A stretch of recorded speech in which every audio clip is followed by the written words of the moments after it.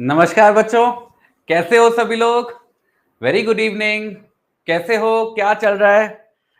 हाँ, एक और एपिसोड में स्वागत है। शैतानी शुरू। हाँ, क्लास में आए नहीं और शैतानी शुरू हो जाती है आप सभी लोगों की। अच्छा, चलो कैसा जा रहा है? कॉन्स्टिट्यूशन कैसा जा रहा है? मजा आ रहा है? मजा आ रहा है कॉन्स्टिट्यूशन में? हाँ, चीजें सीखने को मिल रही हैं, थोड़ा कॉन्फिडेंस डेवलप हो रहा है, सब बढ़िया चल रहा है। हाँ, बहुत मजा आ रहा है।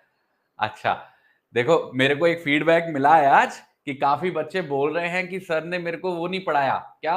Historical perspective. हाँ, हिस्टोरिकल पर्सपेक्टिव पढ़ना है आप लोगों को। शैतानी नहीं बाज आओगे ना, शैतानी देनी देनी है। सर कितना भी समझा ले, हाँ आरजेएस का नोटिफिकेशन आ गया है। सर कितना भी समझा ले कि मेरे हिसाब से पढ़ लो, मेरे हिसाब से पढ़ लो, पर नहीं। हाँ, अपने हिसाब से ही पढ़ोगे। अच्छा, चलो ठीक है, आप चाहते हो तो पढ़ा दूंगा, हिस्टोरिकल डेवलपमेंट भी पढ़ा दूंगा, कोई बात नहीं है।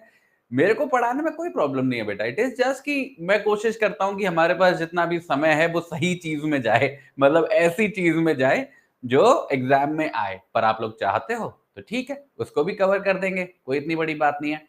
चलो, तो आज बच्चे सबसे पहले जो हम लोग काम करने वाले हैं वो करने वाले हैं जो अधूरा काम रह गया हमारा लास्ट सेशन में। कल के सेशन में हम लोग डिस्कस कर रहे थे सिटीजनशिप का कॉन्सेप्ट, और हम लोगों ने कॉन्स्टिट्यूशन से रिलेटेड सारे प्रोविजंस कवर कर लिए थे। इनफैक्ट सिटीजनशिप एक्ट के भी काफी हद तक चीजें, ये नहीं बताओगे जाके टीचरों को कि सर कॉन्स्टिट्यूशन के बाहर सिटीजनशिप एक्ट भी पढ़ा रहे हैं? हाँ, ये नहीं बताओगे, ये बताओगे कि हिस्टोरिकल पर्सपेक्टिव नहीं पढ़ाया मेरे को। अच्छा, चल, तो इन ये हमारा जो सिटीजनशिप एक्ट है उसको भी हम लोगों ने लगभग पढ़ना शुरू कर दिया है, और उसका बाई बर्थ वाला आधार, रजिस्ट्रेशन वाला आधार और डिसेंट वाला आधार हम लोगों ने कवर कर लिया था। बचा क्या है? बहुत छोटी सी बात बची है। एक तो हमको नेचुरलाइजेशन वाला कॉन्सेप्ट समझना है जो हमारा बाकी रह गया सिटीजनशिप एक्ट के अंदर, और उसके अलावा हम लोग सीएए का एक्ट पढ़ेंगे कि क्या है और उससे क्या डिफरेंस क्रिएट हुआ है, और आखिरी में कुछ केसेस हैं उनको कवर कर लेंगे। तो सबसे पहले हम लोग ये बचा हुआ जो हमारा काम है उसको फिनिश करेंगे फटाफट से, और ज्यादा टाइम नहीं लूंगा। I would say around 15 to 20 minutes में हम लोग इसको खत्म करेंगे सिटीजनशिप के कॉन्सेप्ट को, ठीक है? और फिर हम लोग आज का जो हमारा मेन एजेंडा है उसको शुरू करेंगे, और आज का एजेंडा बहुत ही खतरनाक वाला एजेंडा है। खतरनाक मैं बोल रहा हूं आप लोगों को डराने के लिए, but to be very honest बहुत ही समझदारी वाला कॉन्सेप्ट है जो हम लोग आज कवर करेंगे। आप लोगों को बहुत मजा आएगा, आप लोग बहुत एंजॉय करोगे। फंडामेंटल राइट, हाँ, चैप्टर पार्ट 3 में हम लोग स्विच कर रहे हैं, हाँ सही बोल रहे हो। बट आज का जो फोकस होगा वो होगा सबसे खतरनाक दो आर्टिकल्स पे। कौन से हैं वो दो खतरनाक आर्टिकल्स? आर्टिकल 12 और आर्टिकल 13। मैं कोशिश करूंगा आज खत्म करने की, हो पाया तो ठीक, नहीं हो पाया तो कोई बात नहीं है, नेक्स्ट सेशन में एक्सटेंड कर लेंगे। पर हाँ, आज एक अच्छी बढ़िया क्लास होगी और आप लोगों को बिल्कुल मजा आएगा आज, ठीक है? चल, पहले खत्म कर लेते हैं सिटीजनशिप वाला कॉन्सेप्ट। अब मुझे बताओ, सिटीजनशिप याद है कि भूल गए? याद है ना सब लोगों को? बाई बर्थ कुछ डेट्स हैं, बाई डिसेंट कुछ डेट्स हैं, बाई रजिस्ट्रेशन अगेन कुछ रिक्वायरमेंट्स हैं। अब बता रहा हूं मैं नेचुरलाइजेशन। देखो, जब मैं नेचुरलाइजेशन की बात करता हूं तो कोई भी व्यक्ति, ध्यान से सुनिएगा बच्चे, समझना इसको बहुत आसान है, बस आपको सुनने की जरूरत है। कोई भी व्यक्ति भारतीय नागरिकता प्राप्त कर सकता है नेचुरलाइजेशन के आधार पर, अगर अगर वो व्यक्ति भारत के अंदर रह रहा है, पिछले 12 सालों से, जिसमें कम से कम जो पिछले 12 महीने हैं, वो तो सीधे सीधे वो इंडिया के अंदर ही रहा हो, ठीक है? Throughout 12 months preceding the date of application, और उसके पिछले 11 साल। अब आप कहोगे सर ये क्या बोले जा रहे हो आप? 12 साल, 12 महीने, 11 साल, इतनी सारी एक साथ बता दोगे तो हमको कैसे समझ में आएगा? जरा एक्सप्लेन करो। तो मैं एक्सप्लेन करता हूं, सुनो। देखो, नेचुरलाइजेशन का आधार क्या है, पहले इसका मतलब समझो। नेचुरलाइजेशन से हमारा मतलब है कि एक ऐसी प्रक्रिया जिसके माध्यम से कोई भी व्यक्ति जिसका जन्म भले ही शायद भारत में ना हुआ हो, जिसकी डिसेंट वगैरह शायद भारत की ना हो पा रही हो, ठीक है, ऐसे व्यक्ति को भी हम लोग भारतीय नागरिकता दे देंगे। किस आधार पर? कि वो लंबे समय से भारत के अंदर रह रहा है, बहुत लंबे समय से भारत के अंदर रह रहा है, इसलिए हम उसको नेचुरलाइजेशन के आधार पर, बच्चों, नेचुरलाइजेशन के आधार पर नागरिकता दे सकते हैं। देखो पहले मैं जो बोल रहा हूं उसको समझो, ये 12 साल 11 साल को भी मैं समझा दूंगा, ठीक है। अभी बस जो मैं कह रहा हूं उसको समझो कि कोई व्यक्ति अगर लंबे समय से हमारे भारत देश के अंदर रह रहा है तो उसको हम भारतीय नागरिकता दे देते हैं नेचुरलाइजेशन के आधार पर। अभी ये जो मैंने बात बोली लंबे समय से, इस लंबे समय से मतलब क्या है? What is the specific criteria? What is the specific criteria? इसको समझिए। स्पेसिफिक क्राइटेरिया बच्चों है कि वो व्यक्ति जिस दिन, ध्यान से सुनिएगा, जिस दिन वो एप्लीकेशन फाइल करने जा रहा है नेचुरलाइजेशन के आधार पर, उस एप्लीकेशन के जो पिछले 12 महीने हैं, सुनिएगा जैसे मैं बता रहा हूं उसी तरीके से समझना है। एप्लीकेशन फाइल करने वाले दिन के जो पिछले 12 महीने हैं उस दौरान वो भारत के अंदर था लगातार। पहली बात तो पहली रिक्वायरमेंट क्या हो गई कि एप्लीकेशन में फाइल करने जा रहा हूं उसके जो पिछले 12 महीने हैं, पिछले 12 महीने हैं, वो कहां पे है? इंडिया में है। उसके अलावा हमको चाहिए कि ये जो 12 महीने जब से शुरू हो रहे हैं उसके पिछले जो टोटल 14 साल हैं, बहुत ध्यान से सुनना, जो टोटल 14 साल हैं उसमें से कम 11 साल, उसमें से कम 11 साल वो भारत के अंदर रहा हो। समझो, ट्राजेक्टरी को समझो, बहुत ध्यान से सुनो। एप्लीकेशन जिस दिन मैं फाइल करने जा रहा हूं, पहले नंबर पे मैं उस एप्लीकेशन फाइल करने से पिछले 12 महीने देखूंगा, ठीक है। तो फॉर एग्जाम्पल अगर मैं एप्लीकेशन फाइल करने जा रहा हूं 1 तारीख को जनवरी की 2024 में, तो मैं इसके पिछले 12 महीने देखूंगा। पिछले 12 महीने मतलब क्या हो गए? मानो 1 जनवरी 2023। तो सबसे पहले नंबर पे तो बच्चे हमको ये चाहिए कि इस दौरान 1 जनवरी 2023 से लेके 1 जनवरी 2024 के बीच में वो व्यक्ति भारत के अंदर रहा हो। ये प्राइमरी कंडीशन है। सबसे पहले तो आपको इसको सेटिस्फाई करना पड़ेगा। जब एक बार ये कंडीशन बच्चों सेटिस्फाई हो गई, आपने कर दी, तब हम बढ़ते हैं दूसरी कंडीशन पे। अब हम देखेंगे पिछले 14 साल, पिछले 14 साल, और पिछले 14 साल कहां से काउंट करेंगे? यहां से। और पिछले 14 साल का मतलब क्या हो गया? लगभग आप मान के चलो 2009 आ जाएगी, ठीक है।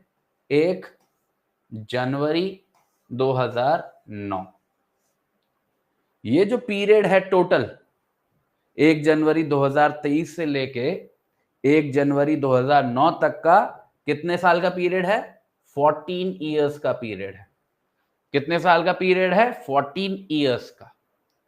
इसमें से बच्चे हमको चाहिए कि कम से कम, बहुत ध्यान से सुनना, कम से कम वो व्यक्ति जो नेचुरलाइजेशन के आधार पर क्लेम कर रहा है वो 11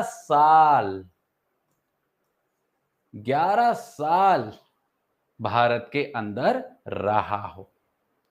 तो एप्लीकेशन फाइल करने के पिछले 12 महीने सीधे सीधे, और उन 12 महीनों के पिछले 14 साल में से कम 11 साल वो व्यक्ति हमारे भारत के अंदर रहा हो। जब ये क्राइटेरिया दोनों सेटिस्फाई होंगे तब जाके आपको नेचुरलाइजेशन के आधार पर नागरिकता मिल जाएगी। और आप समझ गए यहां पे 12 साल क्यों लिखा था मैंने? 12 महीने प्लस 11 साल, 11 महीने 11 साल प्लस 12 महीने, हो गए 12 साल टोटल। हमको टोटल 12 साल चाहिए, जिसमें से एप्लीकेशन फाइल करने के पिछले 12 महीने सीधे सीधे और उसके पिछले 14 सालों में से 11 साल कम से कम। ठीक है, अब नहीं आया तो क्या करूं? इससे ज्यादा मैं आसानी से क्या बताऊं? समझना तो बेटा आपको ही पड़ेगा, समझना तो आपको ही पड़ेगा। जो कानून है मैंने आपके सामने लिख दिया, बता दिया। इससे शॉर्ट नहीं हो सकता। इससे शॉर्ट में बताओ क्या बताऊं? मैंने आपको तारीख लिख दी, पिछले 12 महीने, उसके पिछले 14 साल में से 11 साल, बात खत्म। तो नेचुरलाइजेशन के आधार पर, ध्यान से सुनिएगा, अगर बच्चों आप लोगों को नेचुरलाइजेशन के आधार पर नागरिकता प्राप्त करनी है तो एप्लीकेशन फाइल करने के पिछले 12 महीने आप भारत के अंदर होने चाहिए और उसके पिछले 14 सालों में से 14 इयर्स में से 11 इयर्स आप इंडिया के अंदर होने चाहिए। ठीक है, बस इससे ज्यादा बाल की खाल निकालने की जरूरत नहीं है। एग्जाम में इतना लिख के आओगे, good to go, good to go. ठीक है, ये बात समझ में आ गया। अब हमारे जो चारों आधार हैं, क्या क्या आधार थे हमारे? एक हो गया बर्थ, जो सबसे इंपॉर्टेंट है, एक हो गया रजिस्ट्रेशन, एक हो गया डिसेंट और एक हो गया नेचुरलाइजेशन। अब आप लोग क्या करना, मैं आपको बता रहा हूं कि आप लोग कैसे इसको एग्जाम के लिए तैयार करो, क्योंकि नागरिकता पे बच्चे सवाल आ सकता है। ठीक है, आप एक चार्ट बना लेना, ठीक है, लिस्ट बाय लिस्ट, कि अगर बर्थ है तो these are the important dates, these are the criterias. ऐसे ही अगर डिसेंट है, these are the important dates, these are the criterias. ठीक है, अगर रजिस्ट्रेशन है, these are the important dates, these are the criterias, एक एक लाइन में मैक्सिमम। और ऐसे ही नेचुरलाइजेशन है तो these are the criterias. Naturalisation में डेट तो इंपॉर्टेंट है नहीं, पूरा पीरियड इंपॉर्टेंट है। ठीक है, अब इसको जब एक एक लाइन में आप लिख लोगे और उसको देखोगे अच्छे से, तो आपको सब लोग सारे कॉन्सेप्ट इंडिविजुअली समझ में भी आ जाएंगे और उनमें आपस में एक फर्क भी समझ में आ जाएगा, क्योंकि हर एक क्राइटेरिया एक दूसरे से अलग है। और मैं आपको बता दूं, आप तैयार रहना इस चीज के लिए, अगर नागरिकता पे सवाल आता है तो आपको ये सारी बातें लिखनी होंगी वहां पे। ठीक है, वरना अच्छे नंबर नहीं मिलेंगे। आप सोचो कि मैं केवल भारतीय संविधान के प्रावधान लिख दूंगा, आर्टिकल 5 से 11 लिख दूंगा तो मेरे को नंबर मिल जाएंगे, इंडियन कॉन्स्टिट्यूशन का ही तो पेपर है। नहीं, ठीक है, अब मेहनत करी है, मैंने भी मेहनत करी है, आपने भी मेहनत करी है, हमने समय खराब किया है, तो आप इसका फायदा जरूर उठाना। और कहीं देखने की जरूरत नहीं है, इसी पीपीटी को आधार बना के एक एक लाइन अपने नोट्स में लिख देना। ठीक है, उसको 3-4 बार पढ़ोगे, बिल्कुल दिमाग में छप के रह जाएगा। ठीक है, क्योंकि कुछ बातें ऐसी हैं जो याद करनी ही पड़ेंगी, जैसे डेट्स हैं, उनको तो याद करना ही पड़ेगा। ठीक है, बस इस तरीके से बहुत आसान हो जाएगा, फिर आपको प्रॉब्लम नहीं आएगी। चलो अब बढ़ते हैं आगे। देखो बच्चे, सिटीजनशिप अमेंडमेंट एक्ट 2019 का, इसके बारे में एक बात बता देता हूं पहले से। अगर आप थोड़ा सा मेहनत करना चाहो और तैयार हो मेहनत करने के लिए, तो YouTube के ऊपर मैंने एक सेशन लिया था सिटीजनशिप अमेंडमेंट एक्ट के ऊपर। ज्यादा समय नहीं हुआ, शायद 15 या 20 दिन हुए हैं। ठीक है, आप उसको YouTube पे जाके अगर प्लेलिस्ट वगैरह में ढूंढोगे तो आपको मिल जाएगा, अदरवाइज मैं अपने टेलीग्राम चैनल पे उसका लिंक डाल दूंगा। अगर आप वहां पे हो तो आपको डायरेक्टली एक्सेस मिल जाएगा। उस वीडियो को देख लेना जरूर, क्योंकि वो एक ऐसी वीडियो है जिसमें मैंने कई कई अलग अलग पर्सपेक्टिव बताए हैं। वो आपकी अंडरस्टैंडिंग को बहुत स्ट्रॉन्ग कर देंगे, नागरिकता के संबंध में भी और सिटीजनशिप अमेंडमेंट एक्ट के संबंध में भी। ठीक है, तो दोनों चीजें ध्यान से देख लेना एक बार, ज्यादा टाइम नहीं लगेगा, थोड़ा सा लगेगा, पर आपकी क्लैरिटी और इंप्रूव हो जाएगी। हमारा जहां तक यहां पर मतलब है, आप ये याद रखिए कि ये जो सिटीजनशिप अमेंडमेंट एक्ट है, आप जब आंसर लिखेंगे, देखो बच्चे, आंसर में जानी चाहिए ये सारी चीजें। ठीक है, हर चीज जो हम यहां पे पढ़ रहे हैं, हम किस लिए पढ़ रहे हैं कि हम आंसर में लिख पाए बेटा। इतनी बात समझ में आ रही है?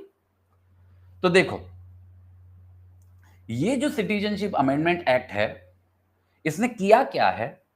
इसने क्या किया, कुछ कम्युनिटीज को पकड़ा। पहले कम्युनिटीज को समझिएगा बच्चों। Hindus, Sikh, Buddhist, Jain, Parsi, Christians.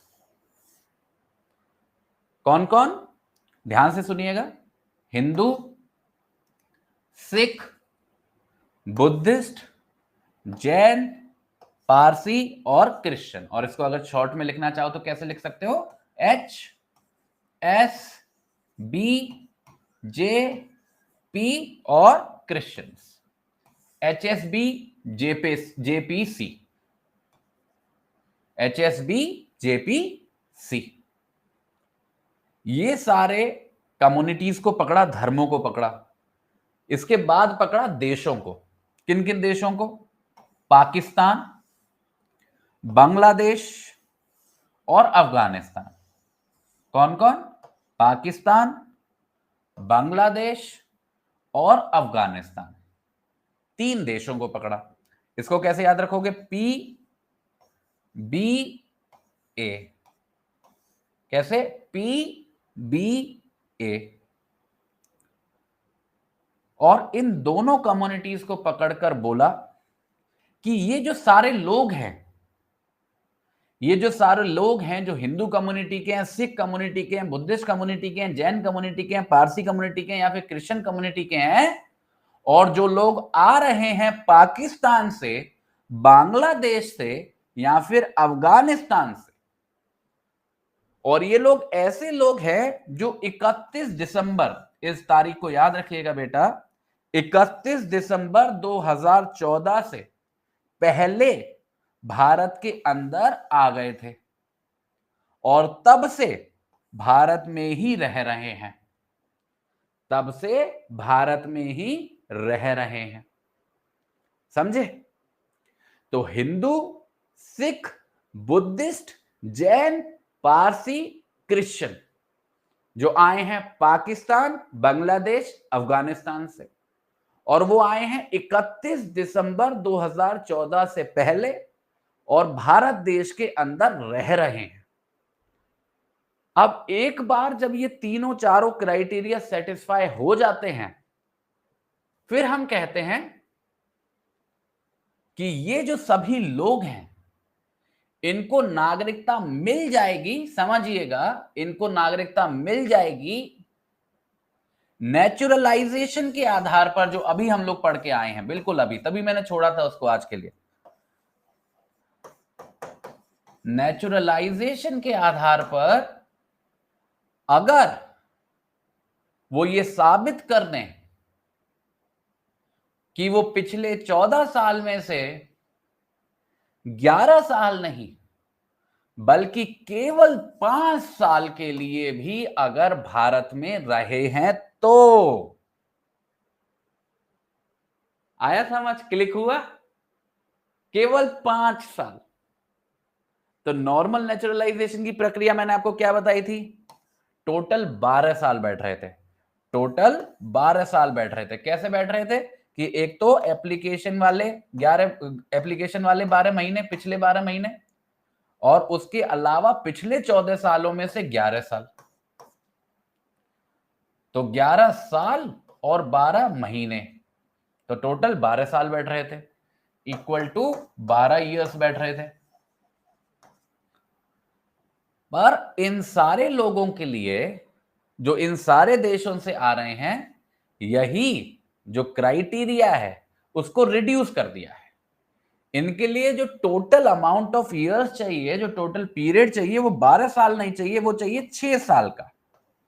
कैसे चाहिए 6 साल का? एक तो वही सेम है कि एप्लीकेशन फाइल करने से पिछले 12 महीने तो यहां पे भी दिखाने पड़ेंगे, जैसे आपको वहां पे दिखाने पड़ रहे थे, आम केस में दिखाने पड़ रहे थे, वैसे 12 महीने आपको यहां पे भी दिखाने पड़ेंगे। बस फर्क है कि वहां पर पिछले 14 साल में से आपको 11 साल दिखाने पड़ रहे थे कि आप इंडिया के अंदर हो, और यहां पर ऐसा नहीं है।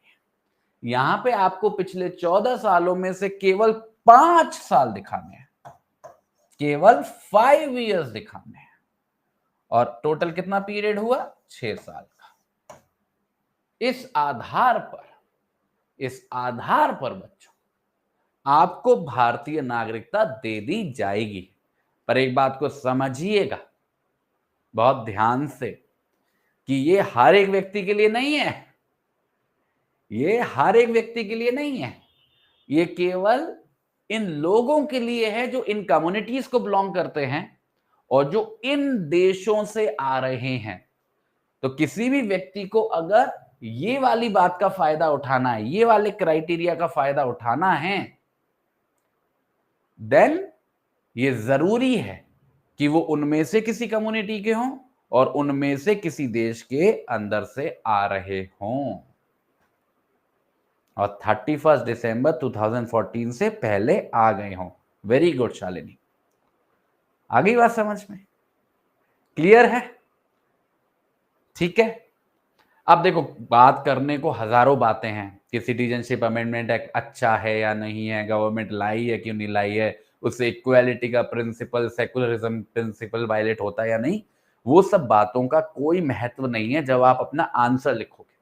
और मैं आप लोगों को सचेत कर दे रहा हूं पहले से, बहुत बच्चे इस गलती को करते हैं।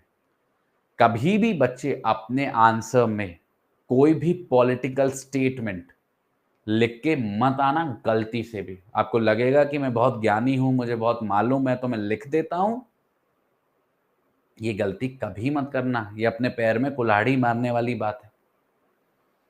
बस इतना सा ध्यान रखना कि हम लोगों को जब आंसर लिखना है केवल और केवल कानून के आधार पर लिखना है, लीगल बेसिस पर लिखना है और हमेशा फोकस करना कि जरूरी बातें सबसे पहले आ जाएं। क्योंकि वही बात मैं हर क्लास में दोहराता हूं आप लोगों के लिए कि बच्चे इतनी हड़बड़ होगी ना, समय मिलेगा नहीं कि सोच सोच के हर बात को लिख पाओ। तो जैसे जैसे महत्वपूर्णता वाली बातें आप कवर करते जाओगे ना, तो कॉन्फिडेंस बनता जाएगा साथ के साथ। तो सबसे पहले लिखना कम्युनिटी वाली बात, फिर लिखना देश वाली बात, फिर लिखना तारीख वाली बात और फिर उनको वहीं ऐसे ही समझा देना। चाहे पैरा में लिख देना, चाहे चार्ट बना के समझा देना, दोनों ही बराबर है, दोनों में ही काम हो जाएगा। ठीक है। नेचुरलाइजेशन का बेटा सिंपल सा मतलब ये होता है कि कोई भी व्यक्ति अगर लंबे समय तक हमारे देश में रह रहा है, आप देखो लंबा समय, हम लोग किसी व्यक्ति से 12 साल मांग रहे हैं, नॉर्मल प्रोसेस की बात करूं, आप जैसे मेरे लोग जैसे लोगों के लिए तो 12 साल है। तो अगर कोई व्यक्ति इतने लंबे समय से हमारे देश में रह रहा है तो उसको भारतीय नागरिकता का हम लोग एक केपेबल पर्सन बना सकते हैं। ठीक है। पर ऐसा नहीं है कि हर एक व्यक्ति जो एप्लीकेशन फाइल करेगा उसे मिल ही जाएगी नागरिकता, समझिए। हम क्या कह रहे हैं कि वो एलिजिबल हो जाएगा टू फाइल दी एप्लीकेशन, फिर उसका प्रॉपर वेरिफिकेशन होगा, हजारों चीजें होंगी, तब जाके नागरिकता मिलेगी। ठीक है। चलो अब मुझे एक बार फटाफट से बता दो, क्या हम लोगों को नेचुरलाइजेशन और नेचुरलाइजेशन का क्राइटेरिया और जो हमारा अमेंडमेंट एक्ट से जो बदलाव आया है वो दोनों ही समझ में आ गए? यहां तक कोई दिक्कत नहीं है? नागरिकता का जो कानून है आप सभी लोगों को क्लियर है? और क्लियर से मतलब क्या है कि आप उसके बारे में सोच पा रहे हो। आज कितने बच्चे हैं जो नागरिकता के ऊपर आंसर लिखने की प्रैक्टिस करेंगे? बताओ मेरे को, कितने बच्चे हैं जो प्रैक्टिस करेंगे आज नागरिकता पे अपना खुद से आंसर लिखने की?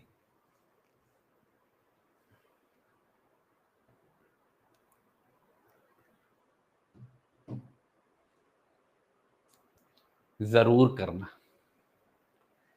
जरूर करना। ठीक है। ये हैबिट डाल लो आप अपनी। जैसे आप लोग यहाँ पे क्लास लेने आते हो ना रोज, वैसे ही रोज कोशिश किया करो, रोज कोशिश किया करो कि आप उस टॉपिक पे आंसर भी लिखो, क्योंकि आखिरी में बेटा लिखना आंसर ही पड़ेगा। आपको क्लास लेने में तो मजा आ रहा है, मैं समझ रहा हूँ, मैं समझ रहा हूँ, नई नई चीजें सीखने को मिल रही हैं, काफी चीजें समझ में आ रही हैं और सब कुछ मतलब इंटरेस्टिंग लग रहा है, वो बात ठीक है। पर हमको तैयारी भी तो एग्जाम की करनी है ना? वहां पे हमें कोई व्यक्ति बैठा हुआ थोड़ी ना मिलेगा कि उसको कहानी सुनाएंगे कि देखो सर ने ये बताया था, वो बताया था। नहीं, बहुत जरूरी है that you practice writing your own answers, बहुत जरूरी है। ठीक है, समझना इस चीज को। अब जो बच्चे, कुछ एक बच्ची बोल रही है कि सर आप हमारे आंसर चेक करो, इस चीज के बारे में आपका जो भी मेंटोर है या जो भी आपका कम्युनिकेशन है उनसे आप कनेक्ट करने की कोशिश करो। Probably they would be coming with something जहां पे आपके आंसर राइटिंग की शायद प्रैक्टिस हो जाए।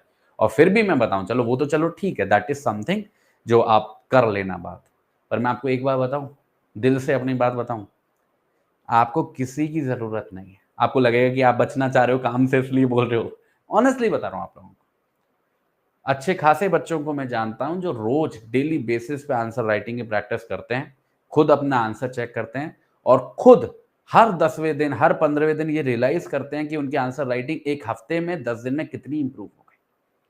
वरना क्या होता है, जब हम तीसरे बंदे पे निर्भर रहते हैं ना, तो हमारी एफिशिएंसी बहुत कम हो जाती है। हम पहले आंसर लिखें, फिर वो आंसर जाए चेक होने, फिर वो कब तक आएगा, तब हमको फीडबैक मिलेगा, तब हम अगला आंसर लिखेंगे। अरे अपने गुरु हम खुद हैं, हमें किसकी क्या जरूरत है ना। चल आ जाओ, आगे आ जाओ। अब बच्चे कुछ केसेस को देख लेते हैं, ठीक है, कुछ बेसिक बेसिक से केसेस जो हमको सहायता करेंगे हमारे एग्जाम के अंदर। पहला केस है सौंदुर गोपाल वर्सेस सौंदुर रजनी। सौंदुर गोपाल वर्सेस सौंदुर रजनी 2013 का केस है बच्चों, सुप्रीम कोर्ट का। इसमें बोला गया कि ये जो डोमिसाइल का कॉन्सेप्ट है, डोमिसाइल का जो कॉन्सेप्ट है, इसको हम लोगों को पहले समझना होगा कि इसका मतलब क्या है, ठीक है, और इसको हमें अलग करना पड़ेगा दूसरे कॉन्सेप्ट से जो कि है नागरिकता का कॉन्सेप्ट। देखो बहुत डीप बात बताऊंगा बेटा, बहुत ध्यान से सुनना। आज मैं आपको एक चीज सिखाऊंगा कि कैसे 4-5 लाइनों में एक डेप्थ में जाके कानून को डिस्कस किया जा सकता है। डेप्थ में जाने के लिए आपको 2 पन्ने लिखने की जरूरत नहीं है, एक पैरा काफी होता है, जैसे यहां पे आपको दिख रहा है। यहां पे सुप्रीम कोर्ट ने बोला कि अगर कोई व्यक्ति डोमिसाइल एक्वायर कर लेता है, डोमिसाइल एक्वायर कर लेता है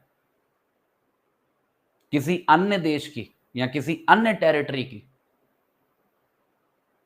केवल ये आधार नहीं बन जाती है कि उस व्यक्ति की जो डोमिसाइल है इंडिया के अंदर, या अगर उसके पास नागरिकता है तो उसकी जो नागरिकता है इंडिया के अंदर वो खत्म हो जाएगी। समझना बहुत जरूरी है, इस बात को आप लोगों को समझना, अगर आपको कंफ्यूजन नहीं चाहिए अपने दिमाग के अंदर।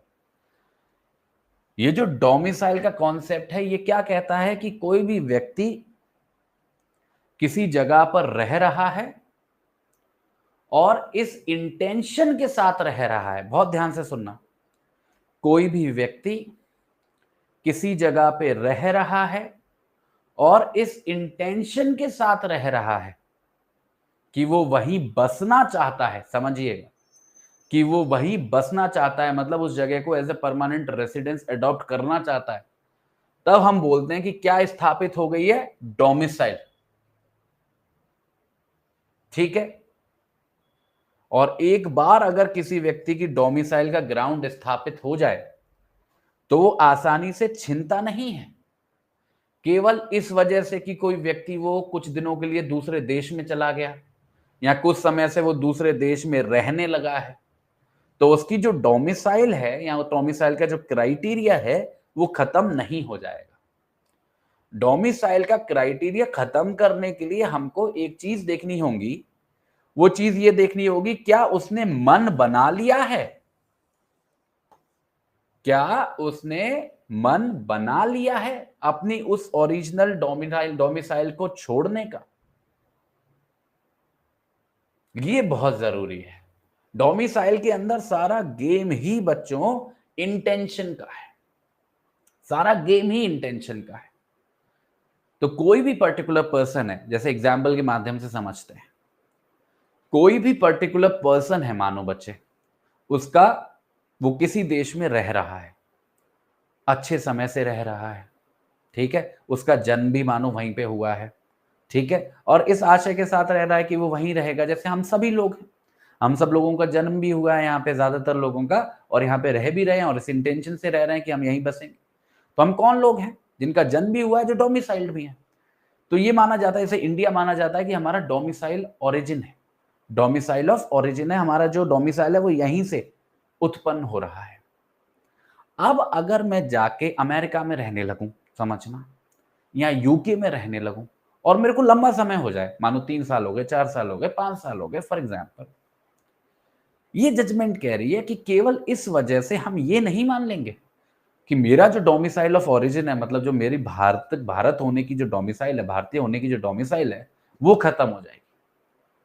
अगर उसको खत्म करना है तो ये दिखाना पड़ेगा कि मैं अमेरिका चला गया हूं और इस आशय के साथ चला गया हूं कि अब मुझे वहीं बसना है, मुझे वापस आना ही नहीं है।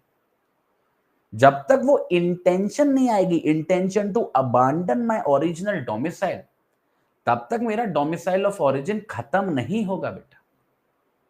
ठीक है, तो डोमिसाइल स्थापित भी इंटेंशन से होता है, समझिएगा इस चीज को, इसको बहुत अच्छे से लिख सकते हो आप अपने आंसर्स में। डोमिसाइल स्थापित भी इंटेंशन के आधार पर होता है कि आपकी इंटेंशन है कि आप यहां पे बसना चाहते हो, और वो खत्म भी इंटेंशन के आधार पे होता है कि अब आप यहां पे नहीं रहना चाहते, अब यहां पे नहीं बसना चाहते। आई बात समझ में? फटाफट से बताओ अगर चैट बॉक्स में ये बात आपको अगर समझ में आई है कि डोमिसाइल शुरू का भी आधार वही है और उसके खत्म होने का भी आधार वही है, और इसको इसी चीज बिल्कुल एग्जैक्ट सेम वर्ड्स में आपको लिखना है, ज्यादा नहीं, 2 लाइन 3 लाइन बस। इससे क्या है, आपका डोमिसाइल का एक कॉन्सेप्ट बिल्कुल क्लियर हो जाता है, क्रिस्टल क्लियर। और डोमिसाइल का कॉन्सेप्ट मैं आपको बता दूं बहुत जरूरी है, नागरिकता के लिए डोमिसाइल का कॉन्सेप्ट समझना बहुत जरूरी है। अब देखो बच्चे दूसरा केस, दूसरे केस का नाम है Bhanwaru Khan versus union of India. क्या नाम है? Bhanwaru Khan versus union of India, 2002 का केस है सुप्रीम कोर्ट का। इसमें सुप्रीम कोर्ट क्या कह रहा है? इसमें सुप्रीम कोर्ट बोल रहा है कि वो जो लोग हैं जो वॉलंटैरिली मतलब सोच समझकर माइग्रेट कर गए हैं पाकिस्तान को और वहां पे जाके पाकिस्तान के नागरिक बन गए हैं, ऐसे लोग भारत वापस नहीं आ सकते। ऐसे लोगों को यह अधिकार नहीं है कि वो भारतीय नागरिकता की डिमांड करें इस आधार पर, इस ग्राउंड पर कि वो भारत के अंदर रह रहे हैं बहुत समय से, और यहां तक कि उनका नाम जो है वोटर लिस्ट में आ गया है। अब ये देखना, ये बहुत बड़ी परेशानी है, बहुत बड़ी परेशानी है। ठीक है, आप ध्यान से सुनो, आप इस बात को समझो कि जब कोई व्यक्ति पार्टीशन के समय पाकिस्तान चला गया, सोचो, और वो पाकिस्तान जाके पाकिस्तान का नागरिक बन गया, अब आगे चल के हमने अपने भारतीय संविधान के अंदर एक तारीख बताई है कि आप उस तारीख से पहले आ जाओगे तो आप भारतीय नागरिक बन सकते हो, और उस तारीख के बाद आओगे तो आपको परमिट ऑफ रीसेटलमेंट चाहिए। पढ़ा था हम लोगों ने कल। अब एक बात को आप समझो, अब कोई व्यक्ति चला गया पाकिस्तान, पाकिस्तान का नागरिक बन गया और उसने कोई सेटलमेंट रीसेटलमेंट वगैरह की परमिशन नहीं ली है, और वो मुद्दा वही खत्म हो गया। अब आगे चल के कभी भी वो अपने जीवन काल में, सुनना बहुत ध्यान से सुनना इस बात को, आगे चल के अगर वो कभी भी अपने जीवन काल में भारत वापस आ जाता है मानो, और भारत में आके रहने लगता है और लंबे समय तक रहता रहता है, यहां तक कि उसका नाम वोटर लिस्ट में भी आ जाता है, तो हमारा सुप्रीम कोर्ट कह रहा है कि ऐसे किसी व्यक्ति के पास ऐसी कोई आधिकारिकता नहीं आ जाती है कि उसको भारतीय नागरिकता दे दी जाएगी। कोई जरूरी नहीं है, क्योंकि आप समझना, इस बात को बहुत ध्यान से समझना, एक तो कॉन्सेप्ट होता है कि किसको हम भारतीय नागरिक मान लेंगे, समझना बहुत ध्यान से, डीम्ड टू बी सिटीजन, और एक कॉन्सेप्ट होता है कि कौन व्यक्ति भारतीय नागरिकता के लिए अप्लाई कर सकता है। ये डीम्ड टू बी सिटीजन नहीं है, वो सिटीजन बन सकते हैं अगर उनकी एप्लीकेशन स्वीकार हो तो। ठीक है, तो जैसे रजिस्ट्रेशन का माध्यम है, रजिस्ट्रेशन के माध्यम से आप डीम टू बी सिटीजन नहीं हो जाते जब आप उनके क्राइटेरियाज को सेटिस्फाई कर देते हो। आपके पास बस अधिकार आ जाता है कि आप एप्लीकेशन फाइल कर सकते हो, और अगर सब कुछ ठीक रहा तो आपको नागरिकता मिल जाएगी। सुप्रीम कोर्ट यही समझाने की कोशिश कर रहा है। केवल भारत में आ जाना और भारत में लंबे समय तक रहते रहना, वोटर लिस्ट तक में नाम आ जाना, किसी बात की गारंटी नहीं है कि आपको भारतीय नागरिकता दे दी जाएगी। ठीक है, खासकर जब आपने खुद से डिसीजन लिया था और पाकिस्तान जाके आप पाकिस्तानी नागरिक बन गए थे। आई ये वाली बात समझ में? ये वाला डिफरेंस समझ में आया आप लोगों को कि डीम टू बी सिटीजन क्या है और एप्लीकेशन जो फाइल कर रहा है उसमें क्या फर्क है? दोनों बड़े ही इंपॉर्टेंट कॉन्सेप्ट्स हैं। कुछ परिस्थितियां हैं वहां पे ऐसी हैं नागरिकता के लिए जहां पे डीम टू बी सिटीजन है। जैसे फॉर एग्जांपल कोई व्यक्ति है जिसका जन्म भारत में हुआ है और वो उन क्राइटेरियाज को सेटिस्फाई कर रहा है जो सिटीजनशिप बाय बर्थ वाले हैं, है ना। एक जगह पे तो हमको कोई नहीं चाहिए, जन्म चाहिए, काफी जन्म हो काफी है। एक जगह पे हमको चाहिए कि माँ बाप में से कोई एक हो, एक जगह हमको चाहिए कि माँ बाप दोनों हो, या फिर माँ बाप में से कोई एक हो और दूसरा इलीगल माइग्रेंट, या कोई ऐसी सिचुएशन ना बने। ऐसी सब परिस्थिति में हम मान लेते हैं कि वो व्यक्ति नागरिक है, भारत का नागरिक है, उसे कुछ करने की जरूरत नहीं है। जैसे मैं हूं, मैंने भारत में जन्म लिया, अब मैं किसी से नागरिकता मांगने थोड़ी ना गया, मैंने कोई एप्लीकेशन फाइल नहीं करी, मैं डीम टू बी सिटीजन हो गया। पर वहीं अगर मेरा जन्म जो है भारत में नहीं हुआ है, मैं कहीं विदेशी देश से आया हूं या मैंने शादी की है किसी भारतीय से, तो यहां पे मैं डीम टू बी सिटीजन नहीं हूं बेटा। यहां पे मेरे को क्या करना पड़ेगा? अप्लाई करना पड़ेगा, मेरे को एप्लीकेशन फाइल करनी पड़ेगी, तब जाके मेरे को नागरिकता मिल पाएगी। ठीक है, स्लाइड बेटा आपकी ही है, आपको मिल जाएगी, मैं आपको नहीं मिलूंगा। आप अभी ध्यान दो, ये तो आपकी ही है, आपको ही मिल जाएगी, स्लाइड कहीं नहीं जा रही। ठीक है, आ गई ये वाली बात समझ में? तो कोई भी व्यक्ति जो अपनी स्वेच्छा से पाकिस्तान चला गया था, पाकिस्तान का नागरिक बन गया था, अब वो भारत वापस नहीं आ सकता, और केवल इस आधार पे कि वो लंबे समय से भारत में रह रहा है उसको नागरिकता नहीं दी जा सकती है। अब ये वोटर लिस्ट वाला क्या पंगा है? सारा पंगा इसी चीज का है कि वोटर लिस्ट में इतनी धांधली होती है, धांधली का इन द सेंस कि हमारे यहां जो प्रूफ जो दिए जाते हैं कहीं का रेसिडेंट होने के, उनको नकली बनाना इतना आसान है कि हर एक व्यक्ति थोड़ा बहुत पैसा खर्च करके वोटर लिस्ट में आ सकता है। अब फिर भी व्यवस्था सुधर गई है जब से ये ऑनलाइन वगैरह हो गया है, बट पहले तो जब फिजिकल कार्ड्स बना करते थे, ये मान के चलो कि एक सही में जो व्यक्ति नागरिक है उसके पास वोटर आईडी कार्ड हो ना हो, इलीगल माइग्रेंट के पास तो जरूर होता था। और एक नहीं 3-4 होते थे अलग अलग नाम से। नागरिक के पास है या नहीं उसकी किसी को चिंता नहीं है, पर इलीगल माइग्रेंट पे तो जरूर होगा। ठीक है, हाँ बिल्कुल। अब फिर भी स्थिति सुधर रही है कि सब ऑनलाइन हो रहा है, बारकोड वगैरह आ रहा है, तो हो सकता है कि सिचुएशन बदले। ठीक है, अब मुझे बता दो भनवारू खान समझ में आ गया? ये जजमेंट क्लियर है बेटा? ये वाली बात समझ में आ गई? ठीक है, केवल भारत में लंबे समय तक रहने से आपकी कोई आधिकारिकता नहीं बन जाती है, बस इतनी सी बात है। अब ये वाला केस देखो बच्चे, ये केस बहुत बढ़िया है। State trading corporation of India versus commercial tax officer 1960 का जजमेंट है सुप्रीम कोर्ट का। इसमें सुप्रीम कोर्ट ने बोला कि कोई भी कंपनी नागरिक नहीं हो सकती है, और क्योंकि वो नागरिक नहीं हो सकती है तो वो ऑब्वियस सी बात है फंडामेंटल राइट्स भी क्लेम नहीं कर सकती है जो नागरिकों के लिए बने हुए हैं।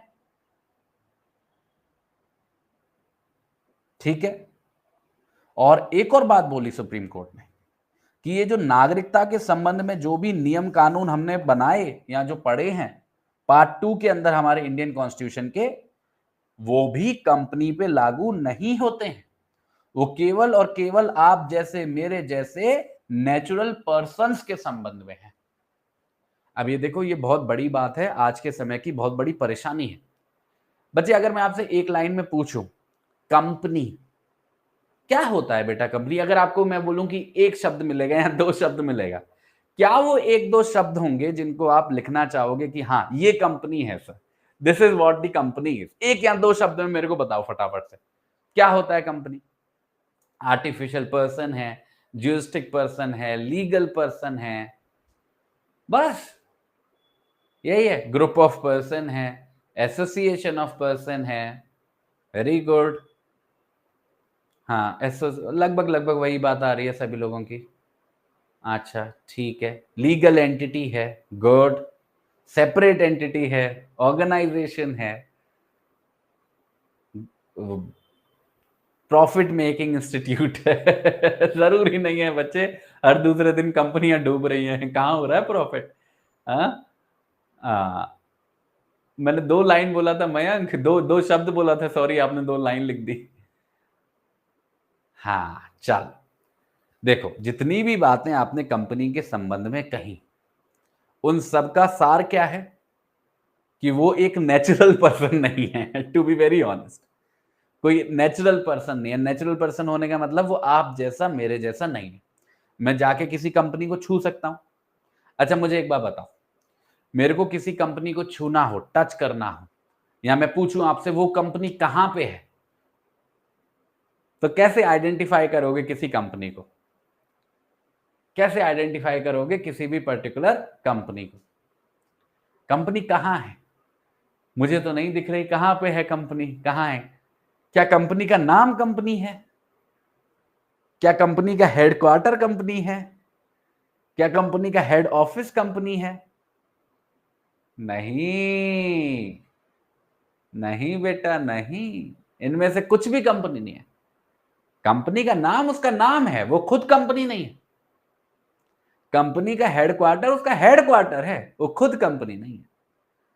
कंपनी तो असल में एक इंटेंजिबल थिंग है। इंटेंजिबल थिंग मतलब एक ऐसी चीज जिसको ना छुआ जा सकता है, ना महसूस किया जा सकता है। ये पूर्णतः कानून की उपज है, कानून के माध्यम से बनाया गया एक प्रिजम्पशन है। सुनिएगा मेरी बात को, कानून के माध्यम से बनाया गया एक प्रिजम्पशन है, रियलिटी से उसका कोई लेना देना है नहीं। ये इस तरीके की बात है कि मैंने किसी किताब में लिख दिया कि कंपनी होगी, अगर ये रिक्वायरमेंट्स पूरी हुई तो कंपनी होगी। ये कुछ ऐसा ही है लिखना, जैसे मैं किसी किताब में लिख दूं कि अगर ये होगा तो भगवान होंगे, नहीं होगा तो नहीं होंगे। कुछ कुछ वैसा ही है। भगवान की एग्जिस्टेंस में और कंपनी की एग्जिस्टेंस में कोई फर्क नहीं है। भगवान को हम आस्था के रूप में मानते हैं कि वो है, और कंपनी को कानूनी रूप में मानते हैं कि वो है, पर दोनों के होने का कोई प्रमाण नहीं है। समझे आप? तो कंपनी क्या है? एक इंटेंजिबल थिंग है, it is a product of law. ठीक है, तो क्या है ये? एक आर्टिफिशियल एंटिटी है। अब सवाल ये उठता है कि चलो मान लिया कंपनी एक प्रोडक्ट ऑफ लॉ है, तो क्या ये नागरिक हो सकती है? क्या ये नागरिक हो सकती है किसी भी देश की? सोचो। या फिर नागरिकता का कॉन्सेप्ट केवल और केवल नेचुरल पर्सन्स के लिए, और नेचुरल पर्सन से मतलब इंसानों के लिए है। हम जानवरों को तो नागरिक बना नहीं रहे ना, तो इंसान ही हुए नेचुरल पर्सन। तो नागरिकता का जो कॉन्सेप्ट है, is it limited to human beings, to natural person, आप जैसे मेरे जैसे लोग, या फिर इसमें ऐसे लीगल एंटिटीज भी कवर हो जाते हैं जैसे कि एक कंपनी? पहला सवाल तो ये। और दूसरा सवाल जो इसी पे निर्भर करता है कि अगर हम किसी कंपनी को नागरिकता का दर्जा दे भी दें, तो क्या उस कंपनी के पास भी वो सारे मौलिक अधिकार होंगे जो नागरिकों को दिए जा रहे हैं भारतीय संविधान के अंदर? ये दूसरा सवाल। सोचना तो पड़ेगा। बताओ। इसका जवाब सुप्रीम कोर्ट ने इस केस के अंदर दिया। अब आप समझ जाओगे कि इस केस की कितनी महत्वता है, कितने बड़े बड़े सवालों का जवाब दे रहा है कोर्ट। पहला जवाब दिया कोर्ट ने कि नहीं, कंपनी जो है वो नागरिक नहीं है। पहला जवाब। दूसरा जवाब, क्योंकि वो नागरिक नहीं है तो वो फंडामेंटल राइट्स क्लेम ही नहीं कर सकती। नागरिक क्यों नहीं है कंपनी? क्योंकि नागरिकता का जो कॉन्सेप्ट है वो नेचुरल पर्संस के लिए ही है। तो ऐसा हो सकता है कि कोई कंपनी किसी फलाने देश में रजिस्टर्ड है, तो मानो कोई भी कंपनी है जो भारत में रजिस्टर्ड है, तो हम उसको बोल देंगे कि वो इंडियन कंपनी है। पर इंडियन कंपनी बोलने से मतलब ये नहीं है कि वो भारतीय नागरिक है। जैसे मैं भारतीय नागरिक हूं तो अपने आप को बोलता हूं ना, आई एम एन इंडियन, मैं भारतीय हूं। तो जब मैं ये बोलता हूं तो मेरा आशय क्या होता है कि मैं भारतीय नागरिक हूं। पर कंपनी के लिए जब हम बोलते हैं कि ये इंडियन कंपनी है, तो हम बस ये दिखाते हैं कि वो इंडिया में रजिस्टर्ड है, हम ये नहीं दिखाते कि वो भारत की नागरिक है। इस फर्क को समझना बहुत जरूरी है आप सभी लोगों के लिए। अब ज्यूरिस्टिक पर्सन भी मैं बताऊं आप लोगों को? ज्यूरिस्टिक पर्सन नहीं बताओ भाई, कौन बताएगा ज्यूरिस्टिक पर्सन क्या होता है? ज्यूरिस्टिक पर्सन मतलब होता है वही जो बेटा मैं बता रहा हूं पिछले 15 मिनट से, एक ऐसी एंटिटी जो रियलिटी में नहीं है, जो लॉ का प्रोडक्ट है, एग्जैक्टली क्रिएटेड बाय लॉ, है ना। चलो आ जाओ अगले जजमेंट पे आ जाओ। अगला जजमेंट है RC Cooper versus union of India. वैसे एक बात बताओ, कोई प्रॉब्लम तो नहीं है मैं समय ले रहा हूं नागरिकता के सवाल पे? आप चाहो तो मैं इसे हड़बड़ करके खत्म भी कर सकता हूं फटाफट से, मेरे को 2 मिनट लगेंगे। मजा आ रहा है समझने में? मैं पता क्यों कर रहा हूं नागरिकता पे इतनी मेहनत, आपको बताऊं। वैसे ये एक ऐसा कॉन्सेप्ट है जिसको आमतौर पर मैं एक क्लास में खत्म कर देता हूं। मैं पता क्यों खींच रहा हूं उसको? क्योंकि मुझे लग रहा है इस पे सवाल आएगा। टू बी वेरी ऑनेस्ट, मुझे लग रहा है इस पे सवाल आएगा, इसलिए मैं इसमें इतना डेप्थ में जा रहा हूं और आपको एक एक केस बताने की कोशिश कर रहा हूं कि कहां पे क्या क्या चीज है। ठीक है, तो थोड़ा सा अगर लगने लगे कि सर बहुत खिंच रहा है तो पेशेंस रख लेना, आपके काम ही आएंगी बच्चे ये सारी चीजें। ठीक है, चलो RC Cooper versus union of India. इसमें देखो सुप्रीम कोर्ट ने क्या बोला। सुप्रीम कोर्ट ने बोला कि अगर राज्य, राज्य का मतलब क्या है, हम लोग आर्टिकल 12 पढ़ेंगे ना, तब मैं आपको राज्य का मतलब समझाऊंगा। यहां पे राज्य से मतलब समझ लो कि सरकार, कि अगर राज्य कुछ भी ऐसा करता है, बहुत ध्यान से सुनना, अगर राज्य कुछ भी ऐसा करता है जिसकी वजह से किसी भी कंपनी के या उसके शेयर होल्डर्स के अधिकार अफेक्ट होते हैं, तो आर्टिकल 19 की सुरक्षा दी जा सकती है। अब आप सभी कहोगे सर ये क्या हो गया, क्या से क्या हो गया एक स्लाइड में। कहां हम एक तरफ स्टेट ट्रेडिंग कॉर्पोरेशन के अंदर बोल रहे थे कि नहीं नहीं नहीं भाई, कंपनी का कुछ नहीं है फंडामेंटल राइट से लेना देना, और एक सेकंड में everything changed, but changed for a reason. समझना, सुप्रीम कोर्ट जब भी किसी चीज को बोलता है तो बिना बात के नहीं बोलता है, इसका लॉजिक हमेशा स्ट्रांग होता है, जो इस केस में भी है। सुप्रीम कोर्ट क्या बोल रहा है? सुप्रीम कोर्ट कहता है कि चलो स्टेट ट्रेडिंग कॉर्पोरेशन में जो सुप्रीम कोर्ट ने बोला उस बात को मान भी लें और ये बात स्वीकार कर भी लें, ये बात स्वीकार कर भी लें कि कोई भी कंपनी नागरिक नहीं हो सकती है, इसलिए उसको मौलिक अधिकार मतलब फंडामेंटल राइट्स नहीं दिए जा सकते हैं। पर वो जो कंपनी के मेंबर्स हैं, कंपनी को चला कौन रहा है?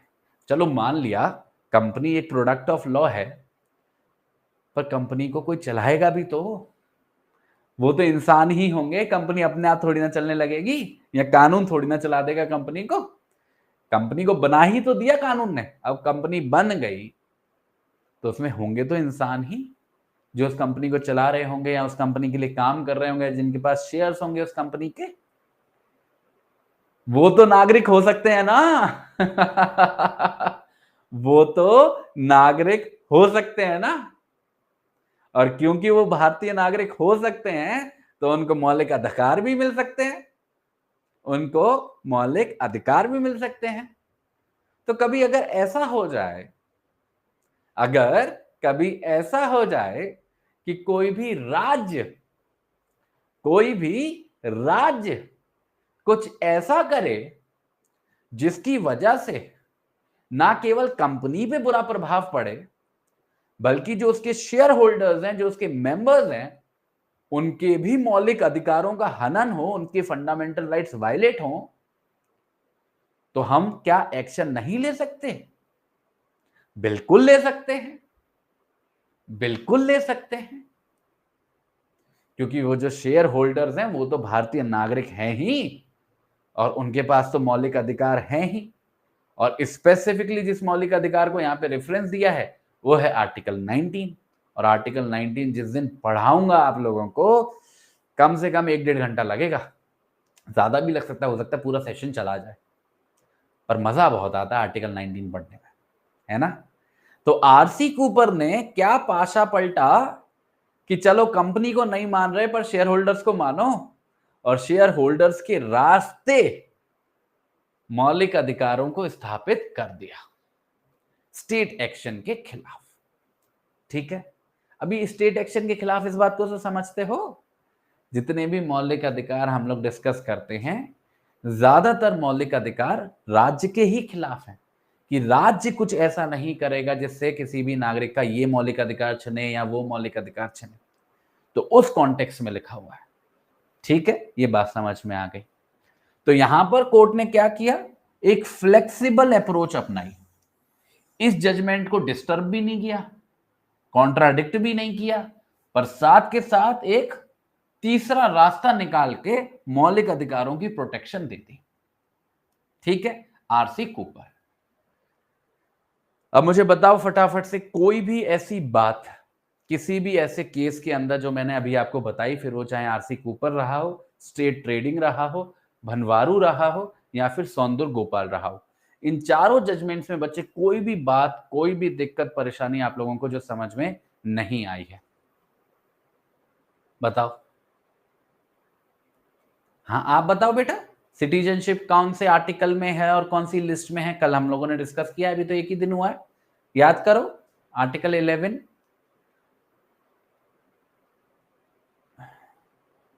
बताओ कंफ्यूजन क्या है, जिसको भी जो भी कंफ्यूजन है बताओ, क्योंकि अब हम लोग फॉर्मली नागरिकता के कॉन्सेप्ट को खत्म कर रहे हैं, वी हैव कवर्ड इट। तो यहां पे ये बहुत जरूरी है कि कोई भी डाउट लेके आप ना जाओ अपने दिमाग में, या कोई भी कंफ्यूजन लेके अपने दिमाग में आप लोग ना जाओ। और कुछ भी है पूछना है पूछ लो। ठीक है, आरसी के ऊपर वाला केस समझ नहीं आया, कंफ्यूज हो गई, क्यों बेटा, क्या बात नहीं समझ में आया बताओ।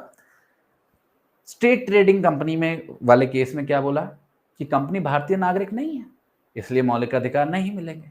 आरसी कूपर में क्या बोला, हाँ ठीक है मान लिया आपकी बात, नहीं है भारतीय नागरिक कंपनी, नहीं मिलेंगे मौलिक अधिकार, पर कंपनी के जो लोग हैं, शेयर होल्डर्स हैं, जिनका पैसा लगा है, जो कंपनी को कॉन्स्टिट्यूट कर रहे हैं, वो तो भारतीय नागरिक हो सकते हैं, और भारतीय नागरिक होने के पास आधार पर उनके पास अधिकार हो सकते हैं।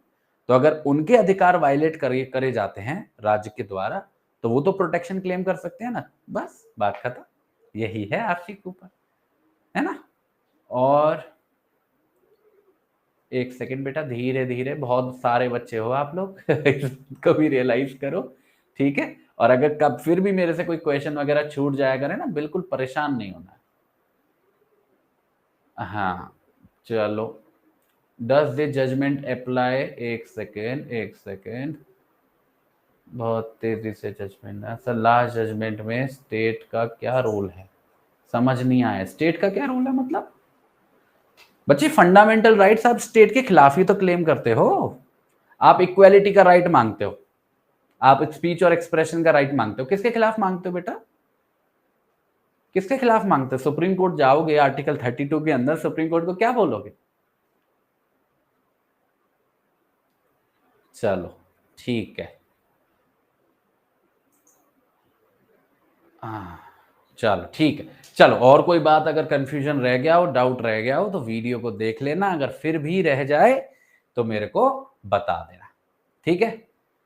क्यों नहीं आया 14 इयर्स का कॉन्सेप्ट समझ में? सिंपल सा कॉन्सेप्ट है नेचुरलाइजेशन का, पिछले 12 महीने, उसके पिछले 14 साल में से 11 साल, इसमें क्या समझ में नहीं आ रहा है? कितनी सी आसान सी बात है। अभी तो मैं कह रहा हूं इन टॉपिक्स पे आप लोग फंस रहे हो, अभी हम लोग कितने खतरनाक टॉपिक्स, अब मैं बता रहा हूं, अभी आर्टिकल 12 और 13 पढ़ेंगे, वहां पे तो आप लोग पागल हो जाओगे। आर्टिकल 368 जिस दिन पढ़ाऊंगा आप तो बिल्कुल घूमोगे इधर से उधर की, सर ये क्या बता रहे हो। मैं आपको आर्टिकल 74 पढ़ाऊंगा, आप कहोगे सर ये क्या बातें हो रही हैं। अरे भाई बहुत, ये कॉन्स्टिट्यूशन है ये कॉन्स्टिट्यूशन है, ये घुमा के रख देगा, बिल्कुल घुमा के। ठीक है, तो ऐसा थोड़ा सा दिमाग को ना अपने को बिल्कुल एक्टिव रखना पड़ेगा हर चीज में। चल, अब जितने भी फंडामेंटल राइट से रिलेटेड क्वेश्चन पूछ रहे हो तो परेशान मत हो, फंडामेंटल राइट्स का भी टॉपिक कवर नहीं हुआ है, अभी कर लेंगे। अगर कोई बात नहीं भी पता है, वो स्टेट वाली बात नहीं भी समझ में आ रही, कोई टेंशन नहीं। ठीक है, चलो अब क्वेश्चंस कर लेते हैं। क्वेश्चन से पता चलेगा कौन कितना पानी में है ठीक है, ये तभी मैं क्वेश्चन लेके आता हूं। आ जाओ चलो। पहला question, which principal confers citizenship based on the place of birth. बताओ, प्लेस ऑफ बर्थ, जस जेनिटियम, जस सिविले, जस सोली, जस ऑनोरम। अब देखो कितनी तेजी से आंसर आ रहे हैं। इस बात को लिख के आना बेटा आंसर में, ठीक है ये केवल ज्ञान के लिए नहीं था, ये लिखना है आंसर में जाके वहां पे। दूसरा question, which principle grants recognition to the blood ties, blood ties, jus विटे, जस सिग्निस, जस मर्सेंटम, जस एड बेलम। बताओ। आहा, देख कितना बढ़िया, वेरी गुड, बहुत बढ़िया, जस सिंग्विस। According to the Indian constitution which list does citizenship fall under. अभी बच्चा पूछ रहा था, बताओ। State list, concurrent list, union list, residuary list. और लिस्ट भी बताओ, आर्टिकल नंबर भी बताओ फटाफट से जरा मेरे को, आर्टिकल नंबर भी जानना है मेरे को। हाँ, आंसर तो चलो यूनियन लिस्ट है। वेरी गुड, बहुत बढ़िया। Next question, which article deals with, ध्यान से देखना, if any person voluntarily acquired the citizenship of a foreign state will no longer be a citizen of India। कौन से आर्टिकल में ये बात लिखी है बेटा कि फॉरेन सिटीजनशिप अगर एक्वायर कर ली तो इंडियन सिटीजनशिप गई। Article 5, article 8, article 9, article 10। एक मिनट में पानी पी लेता हूं, आप आंसर दो।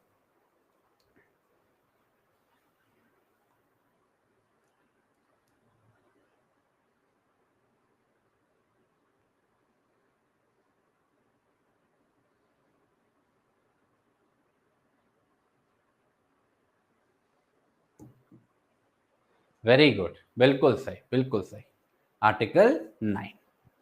ठीक है, next question, what happens to the citizenship status of a person who returns to India from Pakistan under a resettlement or permanent return permit. पुनर्वास या स्थायी वापसी परमिट के तहत पाकिस्तान से भारत लौटने वाले व्यक्ति की नागरिकता की स्थिति की क्या होता है। They retain Pakistani citizen, they become eligible for overseas citizenship of India, they regain Indian citizenship, या फिर they are granted dual citizenship। बताओ, ये अच्छा क्वेश्चन है, ये लेवल ऑफ क्वेश्चन आप एक्सपेक्ट कर सकते हो अपने एमसीक्यूज में।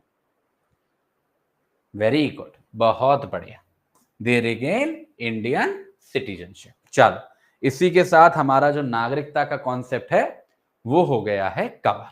ठीक है, अब हम लोग मूव करेंगे अपने दूसरे कॉन्सेप्ट पे जिसकी हम लोगों को शुरुआत करनी है, और वो है आर्टिकल 12 और आर्टिकल 30। अब इस पॉइंट पे मैं आपसे आखिरी बार पूछ रहा हूं, कोई भी ऐसी बात है जो नागरिकता के संबंध में आप लोगों को समझ में नहीं आई है, या फिर एक अच्छा आधार। देखो 100% तो पहली बार पढ़ रहे हो, काफी कॉम्प्लिकेटेड चीजें मैं समझ रहा हूं, तो 100% कॉन्फिडेंस तो आप लोगों को नहीं आएगा, बट एक बेसिक अंडरस्टैंडिंग बन गई है हर चीज के बारे में, जिससे कि आप कल को जब एग्जाम में बैठोगे तो उसको कर पाओगे। ठीक है, अब एक बच्चा पूछ रहा है कि मेंस आंसर राइटिंग कैसी करें। ये बहुत रिलेवेंट क्वेश्चन है, आपको सच में मैं आपको बताऊं, आपको इसी चीज के बारे में कंसर्न रहना चाहिए। अच्छा, इनफ फॉर टुडे? बिल्कुल भी नहीं, ठीक है, बिल्कुल भी नहीं, ये तो सोचना ही मत कि छुट्टी हो जाएगी। आज की क्लास आ गई आपके सामने, है ना। अब देखो, ज्यादा हैवी नहीं रखूंगा, परेशान मत होना, ठीक है। आप दो बातों को समझो, मात्र दो बातों को। देखो, बिल्कुल बेसिक लेवल से शुरू करेंगे, और एक बात ध्यान से सुनना, अगर हम लोगों ने आर्टिकल 12 और आर्टिकल 13 को अच्छे से समझ लिया तो आपको फंडामेंटल राइट्स के टॉपिक में कोई परेशानी नहीं आएगी, बिल्कुल भी नहीं आएगी। पर अगर बाई चांस यहां पे कोई कंफ्यूजन रह गया या कोई दिक्कत रह गई तो हो सकता है कि थोड़ी आपको परेशानी झेलनी पड़े। ठीक है, तो हम कोशिश क्या करेंगे, बिल्कुल बेसिक लेवल से शुरू करेंगे, एक एक बात को बिल्कुल डिटेल में, बिल्कुल बेसिक लेवल में समझने की कोशिश करेंगे। आपको क्या करना है, आपको कुछ नहीं करना है, आपको बस सुनना है, बहुत ध्यान से सुनना है हर एक बात जो मैं आपको बताऊंगा। अगर आपने उस बात को सुना अच्छे से तो आपको आर्टिकल 12 भी बहुत आसानी से समझ में आ जाएगा, आर्टिकल 13 भी बहुत आसानी से समझ में आ जाएगा, और जो भी केसेस मैं कवर कराऊंगा वो भी सारे आपके क्लियर हो जाएंगे। ठीक है, क्लियर है? अब एक बार मुझे बता दो फटाफट से यस टाइप करके कि हम लोग सभी तैयार हैं आर्टिकल 12 और 13 के लिए। Are we all clear? Article 12 और 13 से शुरू करें। और देखो कुछ बच्चे नागरिकता पे सवाल पूछ रहे हैं कि मतलब they are in relation to something, कि वो थोड़ा सा कॉन्टेक्स्ट बहुत डिफरेंट हो जाएगा। ठीक है, आपको एक ही सलाह है, सभी बच्चों को बहुत ध्यान से सुनना, मैंने आपको जो शुरू में दी, आपको कुछ नहीं करना है बेटा। अगर आपको समझ में आ गया नागरिकता का कॉन्सेप्ट तो बस पॉइंट बाय पॉइंट छोटे छोटे नोट्स बना लो और आंसर राइटिंग की प्रैक्टिस कर लो। आपका आंसर इस लेवल का लिख जाएगा आपके पेपर में कि आपको 80 से 90% मार्क्स मिल जाएंगे। आपका यही टारगेट होना चाहिए, यही पर्पस होना चाहिए। ठीक है, चलो इसी बात के साथ शुरुआत करते हैं आर्टिकल 12 की और आर्टिकल 13 की। पहले बात करूंगा आर्टिकल 12 की। देखो आर्टिकल 12 एक ऐसा आर्टिकल है जो शुरुआत करता है हमारे इंडियन कॉन्स्टिट्यूशन के पार्ट 3 की, और ये समझाने की कोशिश करता है मतलब इस एक्सप्रेशन का, किस एक्सप्रेशन का, स्टेट का, दी स्टेट। क्योंकि ये बच्चों एक ऐसा शब्द है जो लगभग हर दूसरे फंडामेंटल राइट में आएगा। मैंने क्या बोला, मैं आपको यही बता रहा था ना जब नागरिकता समझा रहा था कि आप फंडामेंटल राइट्स क्लेम करोगे तो राज्य के खिलाफ ही तो क्लेम करोगे। And that is the reason कि ये जो स्टेट शब्द है आपका पीछा नहीं छोड़ेगा, हर एक मौलिक अधिकार में लगभग आएगा ही आएगा। तो आर्टिकल 12 क्या करता है, इसी शब्द का, इसी एक्सप्रेशन का मतलब बताता है। और सही मायने में मैं आपको बताऊं तो आर्टिकल 12 आपको यह बता रहा है कि किसके खिलाफ, समझिएगा, किसके खिलाफ आप अपने मौलिक अधिकारों को क्लेम करोगे, किसके खिलाफ। तो दो बातें होती हैं समझने वाली। एक तो बात होती है कि कोई भी फंडामेंटल राइट, कोई भी मौलिक अधिकार बच्चों किसको मिल रहा है, किसको मिल रहा है, नागरिक को मिल रहा है, गैर नागरिक को मिल रहा है, दोनों को मिल रहा है। एक तो ये वाली बात हो गई। एक दूसरी और ज्यादा महत्वपूर्ण बात होती है कि किसके खिलाफ मिल रहा है। मतलब अगर ये सारी चीजें कौन करेगा तब हम मानेंगे कि फंडामेंटल राइट वायलेट हुआ है। तो किसके खिलाफ मिल रहा है वो हमको बताता है कौन, आर्टिकल 12। किसके खिलाफ मिल रहा है, स्टेट के। स्टेट मतलब क्या, आ जाओ बच्चे। स्टेट के अंदर आती है गवर्नमेंट, और यहां पे गवर्नमेंट से आशय है गवर्नमेंट ऑफ इंडिया, मतलब केंद्रीय सरकार। उसके अलावा आती है पार्लियामेंट, पार्लियामेंट ऑफ इंडिया। कोई बता सकता है मेरे को पार्लियामेंट ऑफ इंडिया में कौन कौन आता है, जरा बताना मैसेज के अंदर। तो कौन कौन आ गया स्टेट में, एक आ गई आपकी गवर्नमेंट, गवर्नमेंट ऑफ इंडिया मतलब केंद्रीय सरकार।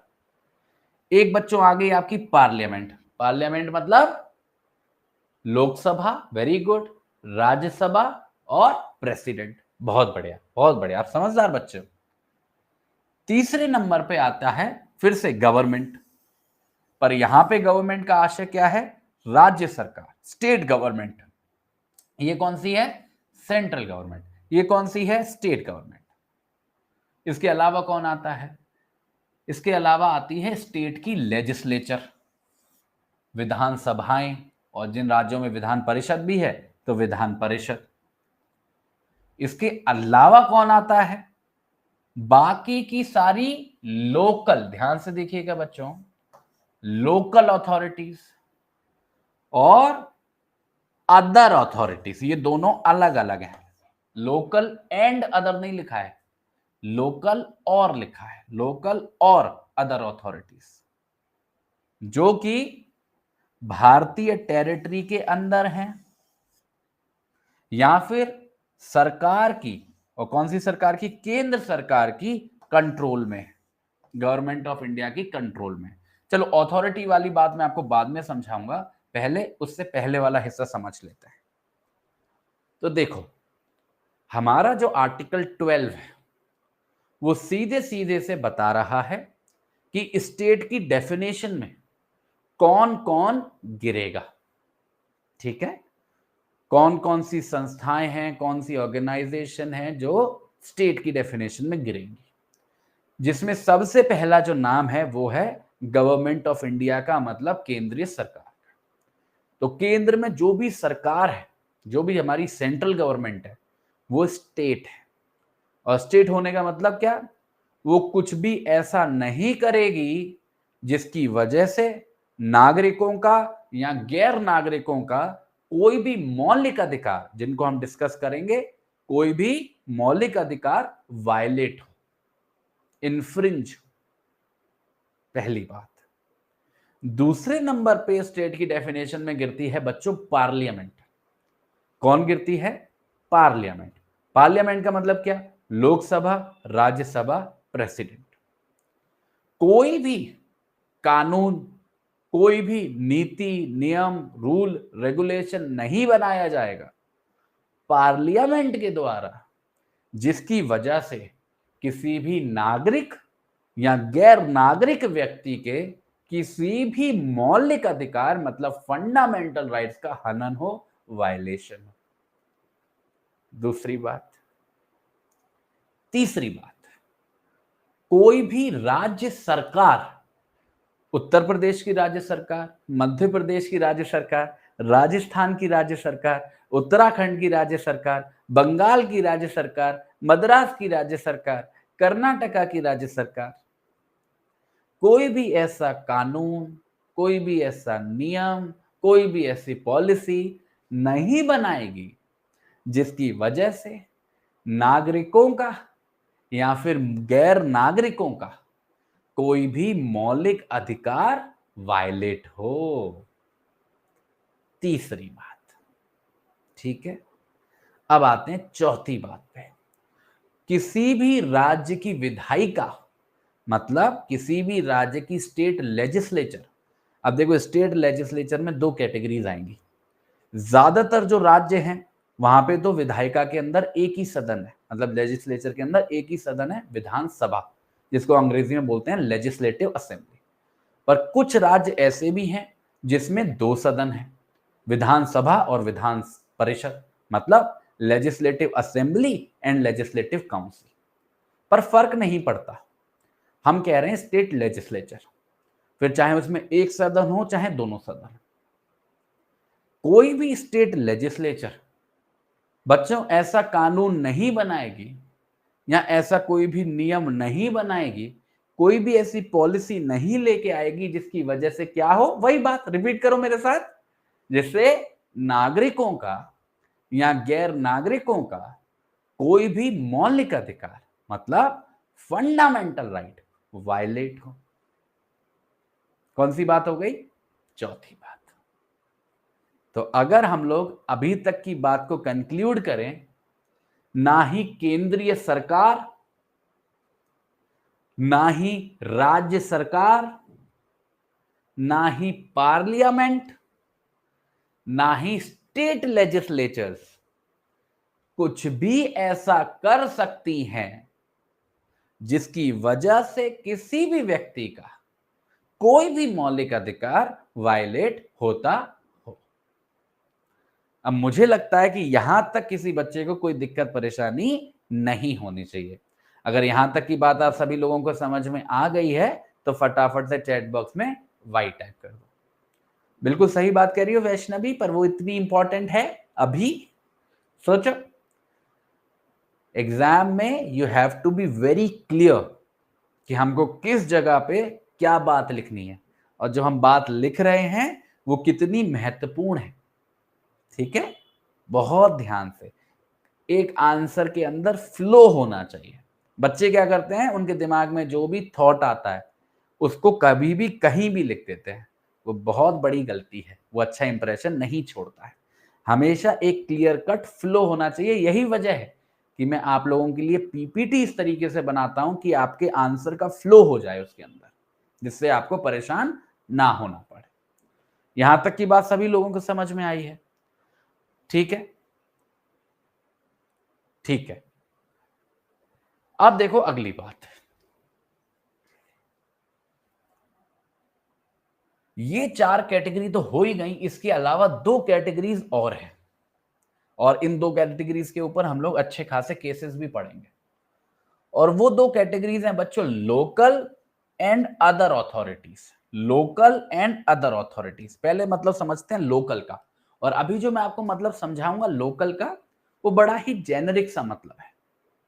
बड़ा ही जेनरिक सा मतलब है। कहने का मतलब, ऐसी कोई भी अथॉरिटी, ऐसी कोई भी अथॉरिटी जो लोकल लेवल पे काम करती है, और लोकल से मतलब है ग्राउंड लेवल पे काम करती है, ग्रासरूट लेवल पे काम करती है। जैसे कि अब आप खुद सोचो कि एक तरफ हमने केंद्र सरकार की बात कर ली, पार्लियामेंट की बात कर ली, फिर हम थोड़ा नीचे आए, राज्य सरकारों की बात की, राज्य विधायिकाओं की बात करी, अब थोड़ा और नीचे आते हैं। अब क्या है,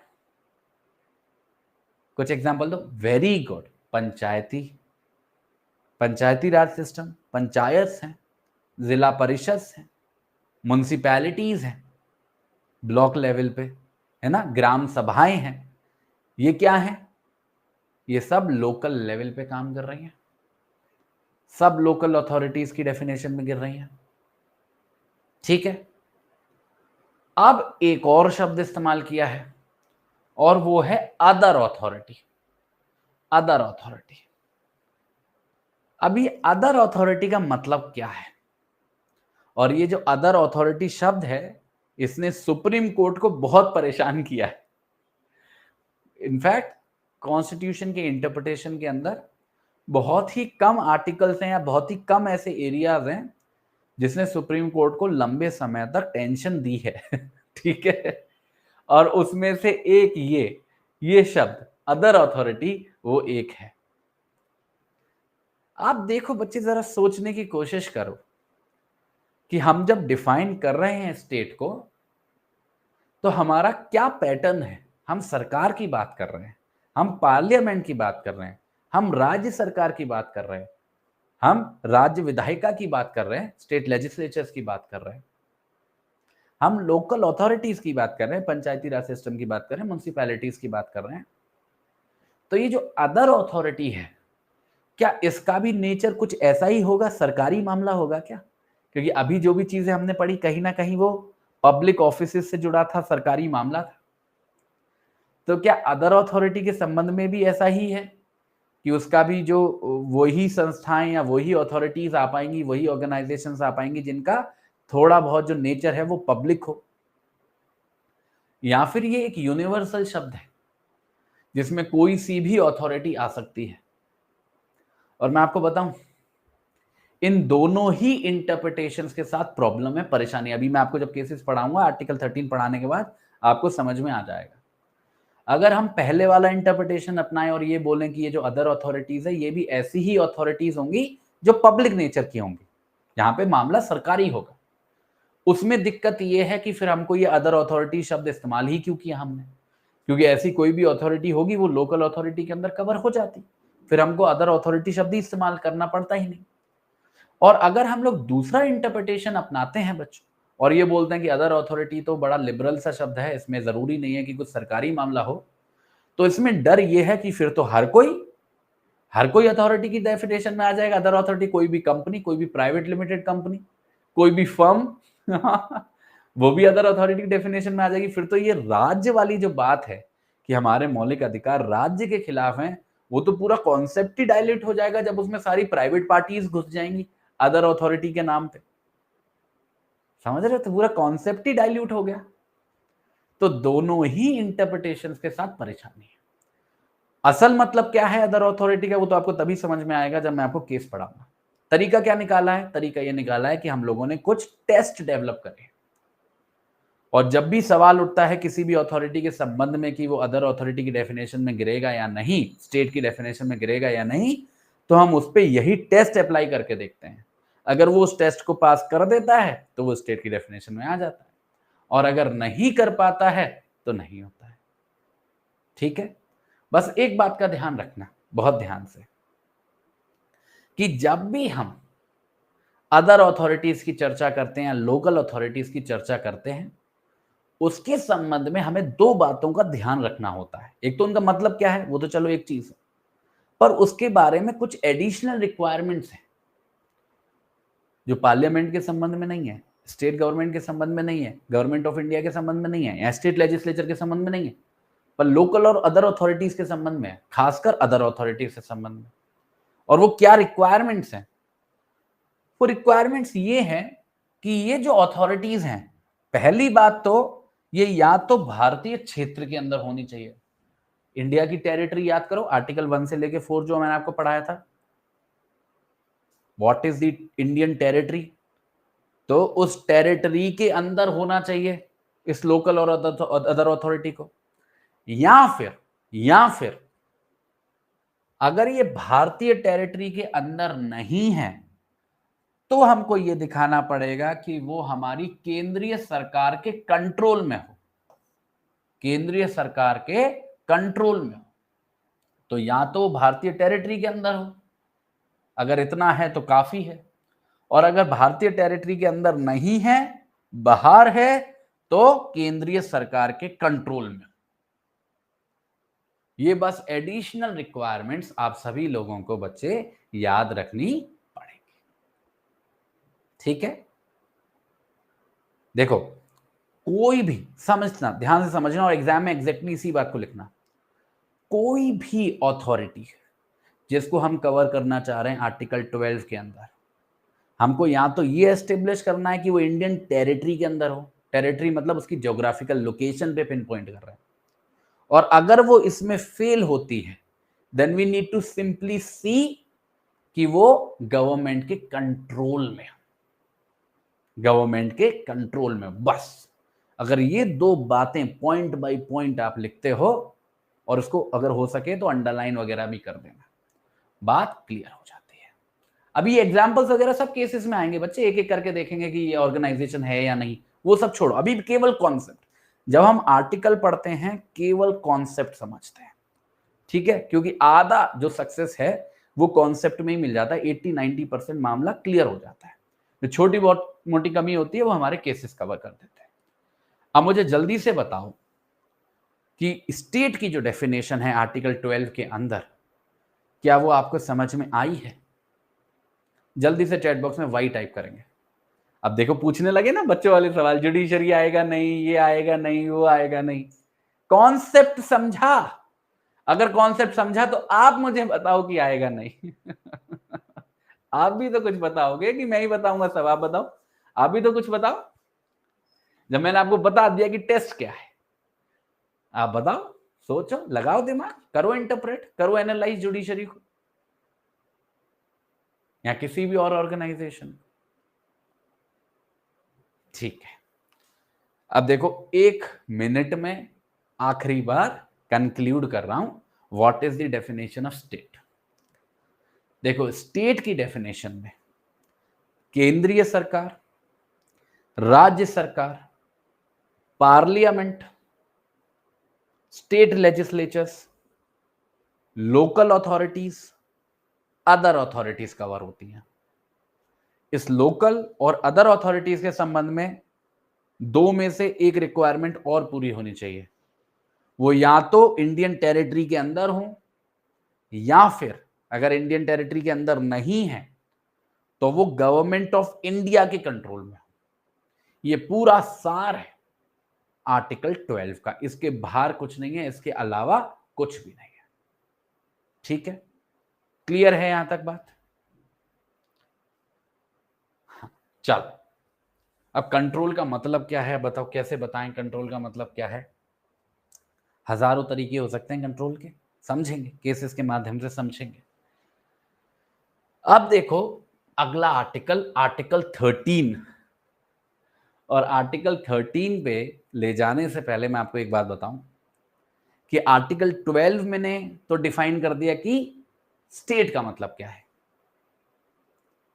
आर्टिकल 13 डिफाइन करेगा कि लॉ का मतलब क्या है। किसका मतलब? लॉ का मतलब,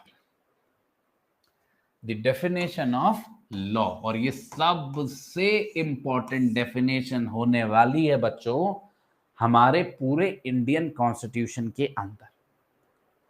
क्योंकि क्योंकि जो भी प्रोटेक्शन हमको फंडामेंटल राइट के संबंध में दी गई है, वो ये बात सही है कि राज्य के खिलाफ है, मतलब स्टेट के खिलाफ है, जो अभी हमने आर्टिकल 12 के अंदर समझा कि स्टेट का मतलब क्या।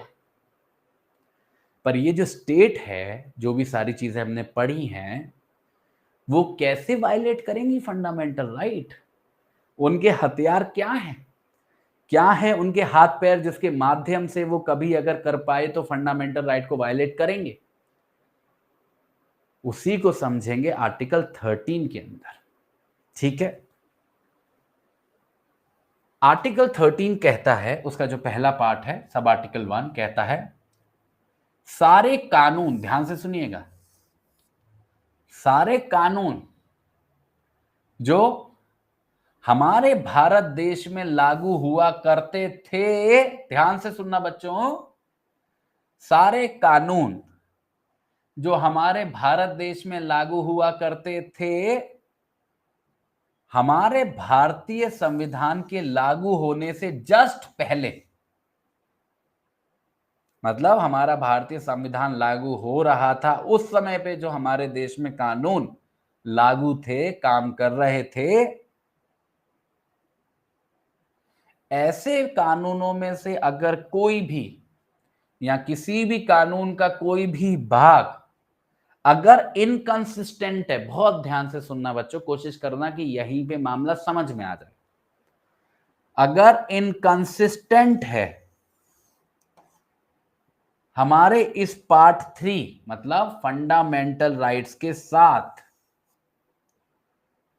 तो वो उस इनकंसिस्टेंसी की हद तक, तो वो उस इनकंसिस्टेंसी मतलब असंगति की हद तक वॉइड हो जाएगा दोस्तों, शून्य हो जाएगा।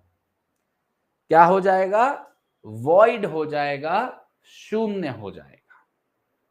तो कहने का मतलब क्या कि हर एक कानून जो भारतीय संविधान के लागू होने के समय पर हमारे भारत देश में लागू होता है, अगर ऐसे किसी कानून का कोई भी प्रोविजन, कोई भी पार्ट अगर हमारे part 3 that means fundamental rights के अगेंस्ट जाता है, इनकंसिस्टेंट होता है, तो वो पार्ट या वो हिस्सा उस कानून का शून्य करार कर दिया जाएगा।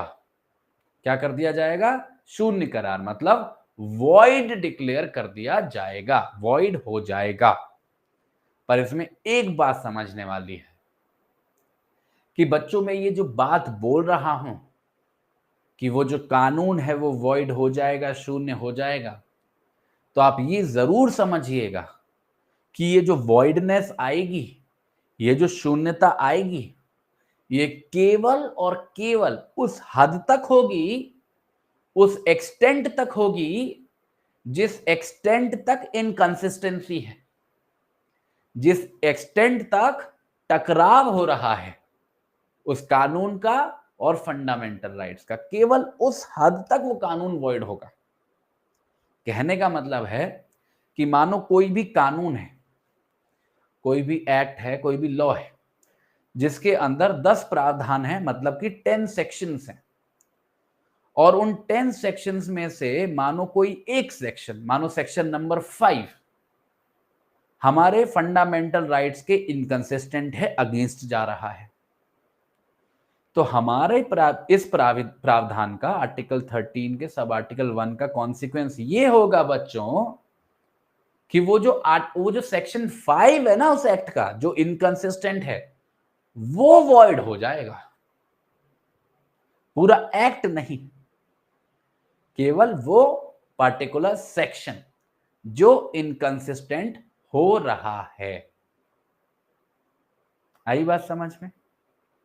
तो only to the extent of inconsistency, चाहे कितनी भी हो, अगर 2 सेक्शन है तो 2, 3 सेक्शन है तो 3, और मैं तो कह रहा हूं पूरा सेक्शन भी ना हो, मानो 5 सेक्शन नंबर 5 है, उसके 2 सबसेक्शन है, एक सबसेक्शन 1 है, एक सबसेक्शन 2 है, उसमें केवल सबसेक्शन 2 इनकंसिस्टेंट है, तो केवल वो सेक्शन 5 का सबसेक्शन 2 वॉइड होगा, सेक्शन 5 बना रहेगा, उसका सबसेक्शन 1 बना रहेगा।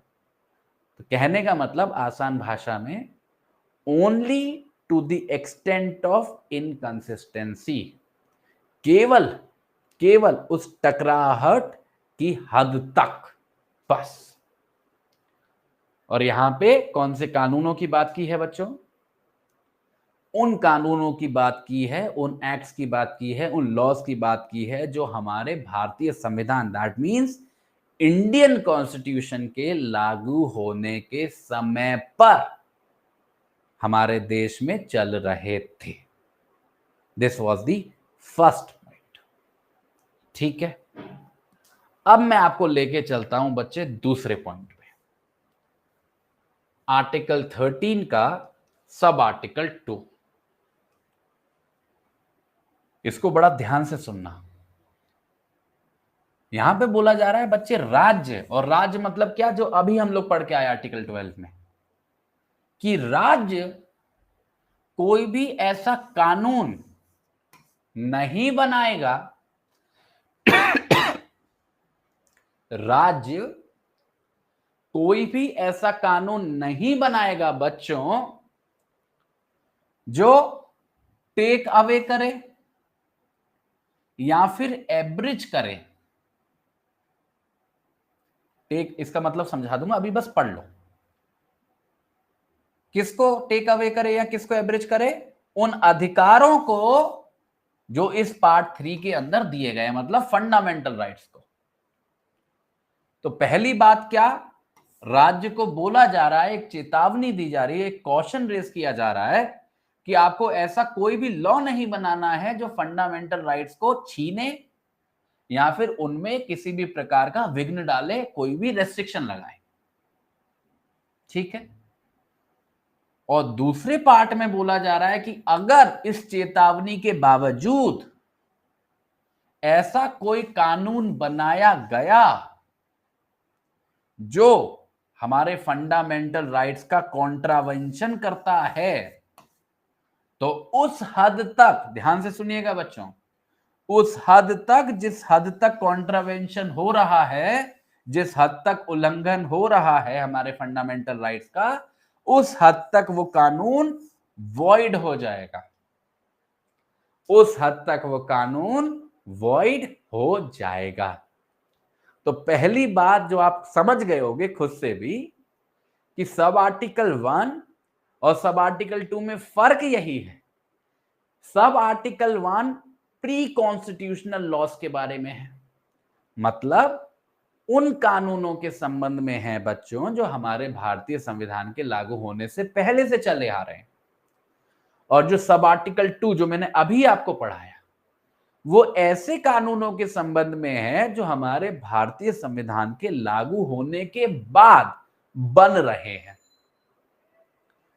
कॉन्सिक्वेंस दोनों जगह एक ही है। अगर आप देखो, वहां पे भी यही बात बोली जा रही है कि अगर फंडामेंटल राइट्स के अगेंस्ट जाओगे तो वॉइड हो जाओगे उस हद तक। यहां पे भी यही बात बोली जा रही है कि अगर आप फंडामेंटल राइट्स के अगेंस्ट जाओगे तो वॉइड हो जाओगे उस हद तक। बस यहां पे एक चेतावनी मिल रही है आपको पहले। किसको मिल रही है चेतावनी? राज्य को। और क्या चेतावनी मिल रही है कि भाई साहब देखो, पहले तो चलो जो भी कानून चले आ रहे थे वो तो तब बने थे जब इंडियन कॉन्स्टिट्यूशन आया नहीं था, जब फंडामेंटल राइट्स बने नहीं थे।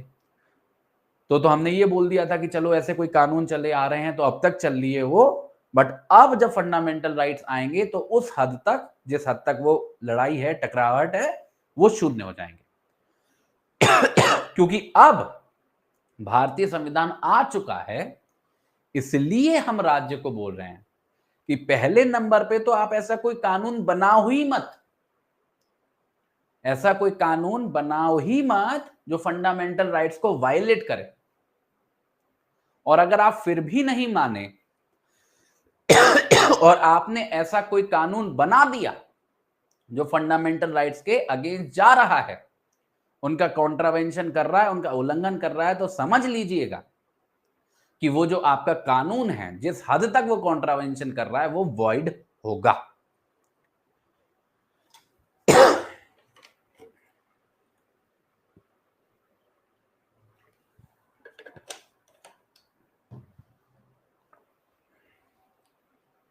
अब फटाफट से चैट बॉक्स में वाई टाइप करके बताओ अगर आपको समझ में आ गया है सब आर्टिकल 2। बस बेटा 10 मिनट और 15 मिनट और फिर मैं आपको फ्री कर दूंगा। आर्टिकल 13 खत्म कर लें, फिर मैं आपको फ्री कर दूंगा, केस लॉस कल करा दूंगा। ठीक है, चलो, ना आपकी ना मेरी। ठीक है, सब कुछ होगा बेटा, डॉक्ट्राइन्स होंगी केसेस के माध्यम से, सीवरेबिलिटी को पढ़ेंगे, कलरेबल लेजिस्लेशन को पढ़ेंगे, सब पढ़ेंगे, चिंता मत करो, जुडिशियल रिव्यू को पढ़ेंगे, है ना। एक और होती एक्लिप्स डॉक्ट्रिन, है ना, डॉक्ट्राइन ऑफ एक्लिप्स, उसको भी पढ़ेंगे, सब पढ़ेंगे। आपका दिमाग खराब कर दूंगा मैं, इतना पढ़ाऊंगा। चिंता मत करो, कुछ नहीं छोड़ो। तो कोई चीज जो मुझे लगती है ना एग्जाम में आएगी, वो तो मैं छोड़ूंगा ही नहीं। ठीक है, चलो अब आते हैं तीसरी बात पे, और ये सबसे इंपॉर्टेंट बात है।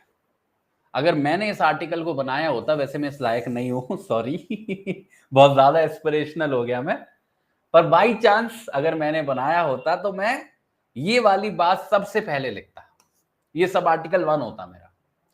पर हमारा जो कॉन्स्टिट्यूशन है उसका ये सब आर्टिकल 3 है। ये बोलता है कि इस पर्टिकुलर आर्टिकल के अंदर जब भी हम ये शब्द इस्तेमाल कर रहे हैं ना, लॉ,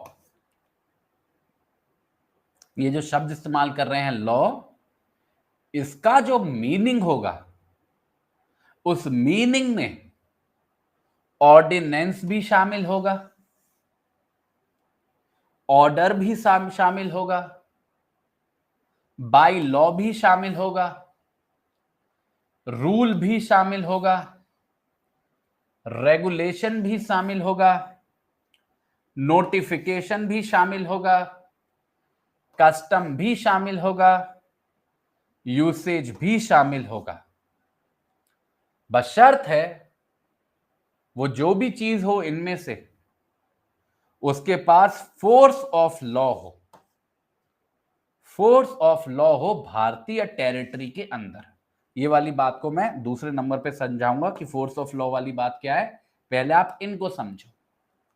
जैसे अगर मैं आपको आम भाषा में पूछता, इसको पढ़ाने से पहले अगर मैं पूछता कि बेटा जरा बताओ लॉ का मतलब क्या होता है, या लॉ के अंदर क्या इंक्लूड होता है, तो आपके दिमाग में क्या आता ज्यादा से ज्यादा लॉ के नाम पे? आप बोलते सर एक्ट, स्टैट्यूट, ये लॉ है, ये कानून है, यही तो आता दिमाग में। पर यहां पे जो आप ये डेफिनेशन देख रहे हो ना लॉ की, वो एक्ट और स्टैट्यूट तो है ही, उसके अलावा किसी चीज को छोड़ा नहीं है। किसी चीज को छोड़ा नहीं है। क्या ऑर्डिनेंस, क्या ऑर्डर को, क्या बाईलॉ, क्या रूल, क्या रेगुलेशन, क्या नोटिफिकेशन, क्या कस्टम, क्या यूसेज, मतलब हर वो नाम जिस नाम से आप किसी भी कानून को बुला सकते हो, वो सब इस डेफिनेशन के अंदर इंक्लूड हो गया है। बिल्कुल दिनेश, वेरी गुड, बहुत अच्छी बात लिखी इस दिनेश बच्चे ने। Anything which governs the act of individual, मतलब ऐसी हर कोई चीज जो लोगों के कंडक्ट को रेगुलेट कर सके। पर इसमें एक बात और जोड़ देनी है, रेगुलेट कर सके by the force of law, कानूनी तरीके से। ठीक है, तो हर वो चीज, ऑर्डिनेंस मतलब क्या होता है? अध्यादेश, गवर्नर साहब जारी कर सकते हैं। Order, by law, rules, regulations, notifications, custom. Custom बड़ा मतलब सोचने वाली चीज है। ठीक है, कि कस्टम कोई फॉर्मल एक्सप्रेशन नहीं है। कस्टम क्या है? कि कोई चीज बहुत लंबे समय से होती रही और वो कस्टम बन गई है। ऐसे ही यूसेज है, ये भी लॉ की डेफिनेशन में है। बशर्त है, ध्यान से सुनिएगा बच्चों, बशर्त है कि लॉ की डेफिनेशन में इनमें से कोई भी चीज तभी आएगी जब उसके पास फोर्स ऑफ लॉ होगा, मतलब उसको कानून के माध्यम से लागू किया जा सकेगा। मतलब केवल ऑर्डिनेंस होना काफी नहीं है, ऐसी ऑर्डिनेंस चाहिए जिसको कानून के माध्यम से लागू किया जा सके। अगर किसी ने नहीं माना तो उसको फोर्स किया जा सके कानून के माध्यम से। ऐसे ही कोई भी ऑर्डर, कोई भी by law, rule, regulation, notification होना काफी नहीं है, वो एक ऐसा order, by law, rule, regulation या नोटिफिकेशन होना चाहिए बच्चों जिसको कानून के माध्यम से हमारे भारतीय क्षेत्र के अंदर उसको एनफोर्स किया जा सकता है। ऐसे ही कोई कस्टम होना या यूसेज होना काफी नहीं है, क्योंकि कस्टम और यूसेज तो हजारों हैं। हर एक कस्टम, हर एक यूसेज लॉ की डेफिनेशन में नहीं आएगी। केवल ऐसे कस्टम्स और ऐसे यूसेज जिनको कानून के माध्यम से एनफोर्स कराया जा सकता है, किसी को मजबूर किया जा सकता है कानून के माध्यम से उनको फॉलो करने के लिए भारतीय टेरिटरी के अंदर, तब ये सारे लॉ की डेफिनेशन में गिरेंगे। तो आप जब भी लॉ को डिफाइन करोगे एज अ टर्म, आपको ये सारे एक्सप्रेशन याद करने, जितने हो जाएं, जरूरी नहीं है हर एक लिखो, जितने हो जाएं, पर ये बात जरूर लिख देना कि केवल ऑर्डिनेंस, ऑर्डर वगैरह होना काफी नहीं है, वो ऐसे होने चाहिए जिनके पीछे फोर्स ऑफ लॉ हो। यूसेज बच्चे कस्टम का छोटा भाई होता है। अगर किसी रीति रिवाज को थोड़ा सा कम समय हुआ है तो उसको बोलते हैं यूसेज, बहुत ज्यादा समय हो गया है तो बोलते हैं कस्टम। अगर आपको बिल्कुल एग्जैक्ट डेफिनेशन चाहिए तो ज्यूरिस्प्रूडेंस नाम का एक सब्जेक्ट होता है, जिसको देख के या पढ़ के चक्कर से आते हैं हल्के से, वहां पे मिलेगी आपको। वहां पे तो पूरा क्वेश्चन आता है, कस्टम क्या, यूसेज क्या। ठीक है, अब मुझे फटाफट से बता दो, सब आर्टिकल 3 क्लियर है? यहां पे कोई भी परेशानी नहीं है, कोई भी डाउट नहीं है? हाँ बिल्कुल, कोई भी ऐसा लॉ, कोई भी ऐसी चीज जिसको कानून के माध्यम से लागू किया जा सके। चलो आसान है। देखो भाई, मैंने क्या बोलता हूं, अगर ना समझ में आए तो सब कुछ कठिन, और अगर समझ में आ जाए तो सब कुछ आसान। और ये देखो, अब दिमाग में सवाल आ रहे होंगे, सर ये बाई लॉ क्या है, सर ये रूल क्या है, सर ये रेगुलेशन क्या है। ये अलग अलग टर्मिनोलॉजीज हैं जो अलग अलग कंडीशंस में यूज की जाती हैं। अब आप ऐसी बेवकूफी एग्जाम में मत करिएगा कि एक एक शब्द को डिफाइन करने लगो, क्योंकि ऐसा हो सकता है कि कल को किसी नोट्स को रेफर करो या किसी किताब को रेफर करो, उसमें इस एक एक शब्द का एक्सप्लेनेशन दिया हो। बच्चे वो महत्वपूर्ण नहीं है। एग्जाम में अपना वो कीमती समय इन सब चीजों में मत बर्बाद करना। अगर वो समय बर्बाद करना हो ना तो इस बात पे करना, यहां पे आपको बढ़िया नंबर मिलेंगे। ठीक है, क्लियर है? आ जाओ।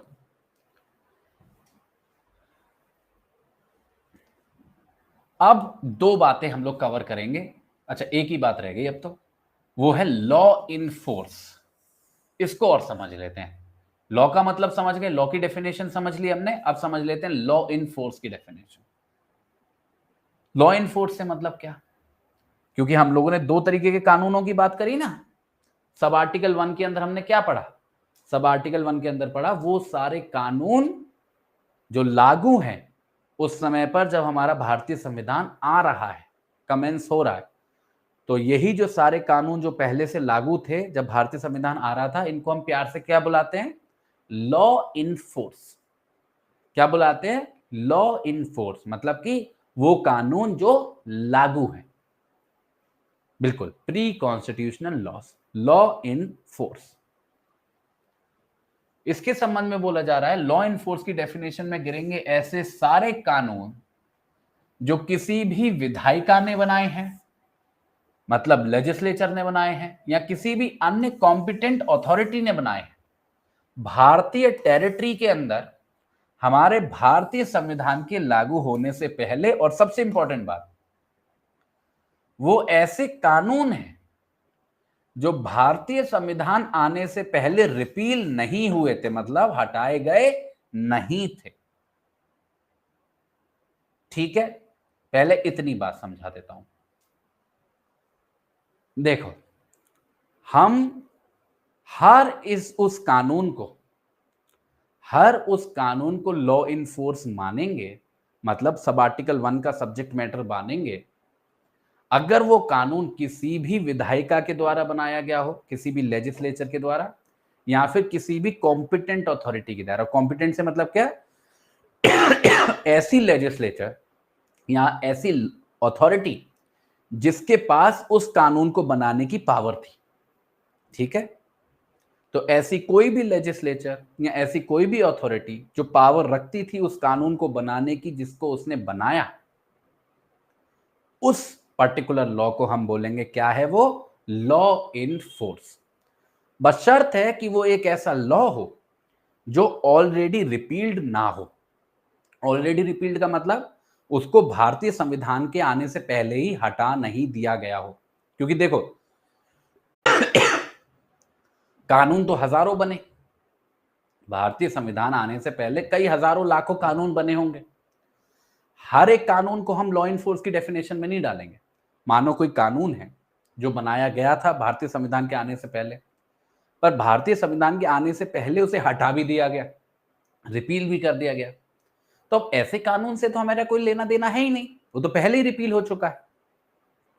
तो हम इस कानून को जो रिपील हो गया है भारतीय संविधान के आने से पहले, रिपील होने का मतलब हटा दिया गया है, लॉ इनफोर्स की डेफिनेशन में नहीं डालेंगे। उसके अलावा बाकी के सारे कानून जो कॉम्पिटेंट अथॉरिटी या लेजिस्लेचर ने बनाए हैं, जो रिपील नहीं हुए थे उस समय तक जब तक भारतीय संविधान लागू हुआ, वो सब लॉ इनफोर्स की डेफिनेशन में गिरेंगे बच्चों। ठीक है, क्लियर है यहां तक?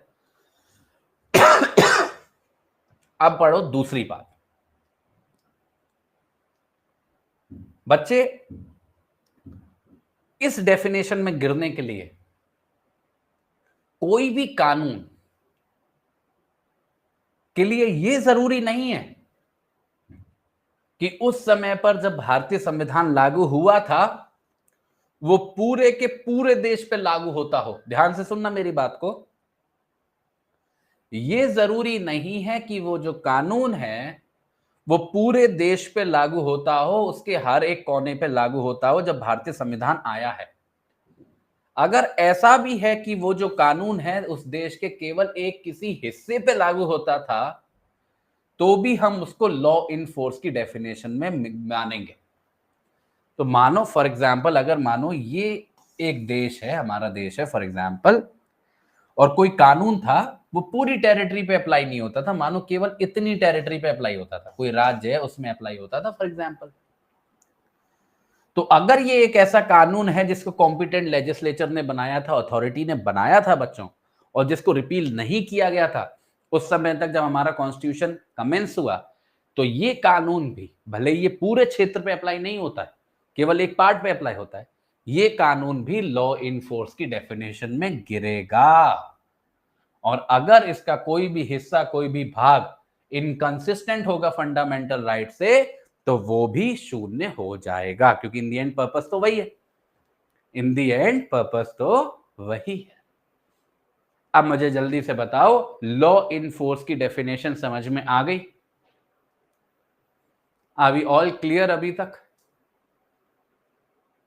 कोई भी ऐसी बात, कोई भी ऐसी चीज जो आपको समझ में नहीं आई आर्टिकल 13 के अंदर? तो आर्टिकल 13 के सब आर्टिकल 1 के अंदर हमने प्री कॉन्स्टिट्यूशन लॉज की बात करी, मतलब लॉ इनफोर्स की बात करी, और बोला ऐसे कोई भी कानून जो पहले से चले आ रहे हैं, अगर वो भारतीय संविधान के लागू होने के बाद फंडामेंटल राइट्स के खिलाफ जाएंगे, तो जिस हद तक खिलाफ जाएंगे वो इनकंसिस्टेंट हो जाएंगे। फिर सब आर्टिकल 2 के अंदर पहले चेतावनी दी कि राज्य को ऐसा कोई कानून बनाना नहीं है जो भारतीय संविधान के खिलाफ जाए, और अगर ऐसा कोई कानून बना तो उस हद तक, जिस हद तक खिलाफ जा रहा है, वॉइड हो जाएगा। वही बात। फिर हमने समझा कि लॉ का मतलब क्या है, लॉ की डेफिनेशन में क्या क्या इंक्लूड होता है। फिर हमने समझा लॉ इन फोर्स का मतलब क्या है, लॉ इन फोर्स की डेफिनेशन में क्या क्या इंक्लूड होता है। तो this was the entire discussion जो हम लोगों ने आर्टिकल 13 पे होल्ड किया। तो अभी हम जहां पे खड़े हैं इस क्लास के एंड में, इस सेशन के एंड में, वो ये है कि आर्टिकल 12 हम लोगों ने समझ लिया है कि स्टेट का मतलब क्या है, government of India, state government, parliament, state legislature, local authority, other authority जो या तो इंडिया टेरिटरी में लोकेटेड है या फिर सेंट्रल गवर्नमेंट के कंट्रोल में। और फिर लॉ की definition, pre constitutional laws, post constitutional laws, law की डेफिनेशन, लॉ एनफोर्स की डेफिनेशन। तो यहां तक हमारा जो मामला है आर्टिकल 12 और आर्टिकल 13 तक कवर हो गया है। ठीक है, कोई परेशानी नहीं है, कोई दिक्कत नहीं है। ठीक है, नॉट विद स्टैंडिंग के आगे वाला पार्ट रिपीट कर दो प्लीज। अच्छा, खुद से आर्टिकल पढ़ रहे हो, सर क्या कह रहे हैं उससे कोई लेना देना नहीं है ना, खुद से आर्टिकल ही पढ़ना था बच्चों। तो स्टैट्यूट तो आपके पास हमेशा से था, क्यों नहीं पढ़ लिया पहले ही? हाँ, कहां पे नॉट विद स्टैंडिंग नहीं समझ में आ रहा है? बिल्कुल बच्चों की तरह पढ़ाना पड़ता है आप लोगों को। कहां है नॉट विद स्टैंडिंग? ये वाला, not with standing that any such law और एनी पार्ट देयर ऑफ, ये क्या है? ये एग्जाम्पल बताया तो बेटा कि फर्क नहीं पड़ता कि वो किसी एक हिस्से पर लागू हो रहा है। क्या कर रहे हो? खुद से भाषा पढ़ने की कोशिश कर रहे हो, फिर समझ में नहीं आ रहा, सर बता दो, है ना? सर ने जब बता रहे हैं, डायग्राम वाइग्राम बना रहे हैं, उससे हमारा लेना देना नहीं है, उसमें हम लोग इंटरेस्टेड नहीं है ना? चलो ठीक है, चलो इस सेशन को बच्चे मैं यहीं पे कंक्लूड करता हूं। थैंक यू सो मच आप सभी लोगों का इतना लंबा समय मुझे देने के लिए। आप सभी लोगों से कल मुलाकात होगी मेरी। और बच्चे अगर आप लोग कॉन्ट्रैक्ट की क्लासेस में इंटरेस्टेड हैं तो यूट्यूब पे आज शाम को मेरी नई सीरीज शुरू हो रही है इंडियन कॉन्ट्रैक्ट एक्ट के ऊपर। उसको अंदर मैं काफी अच्छे से कॉन्ट्रैक्ट पढ़ाने वाला हूँ, प्रीलिम्स पर्सपेक्टिव से भी, मेंस पर्सपेक्टिव से। अगर आप आना चाहो तो जरूर आइएगा। और बाकी अगर आपको कोई और सहायता चाहिए या मुझसे कनेक्ट करना चाहते हो तो इस टेलीग्राम चैनल को आप कनेक्ट कर लो। टेलीग्राम पे सर्च करना हाफ पेस लीगल, आपको मिल जाएगा। ठीक है, चलिए बहुत बहुत धन्यवाद। आपसे मुलाकात होती है कल, और कल हम लोग आर्टिकल 12 और 13 के ऊपर केसेस को कवर करेंगे। नमस्कार।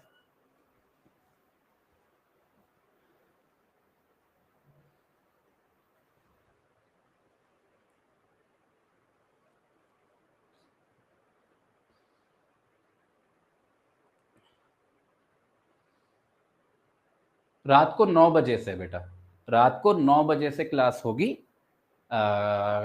उसकी कॉन्ट्रैक्ट की यूट्यूब पे, रोज रात को 9 बजे।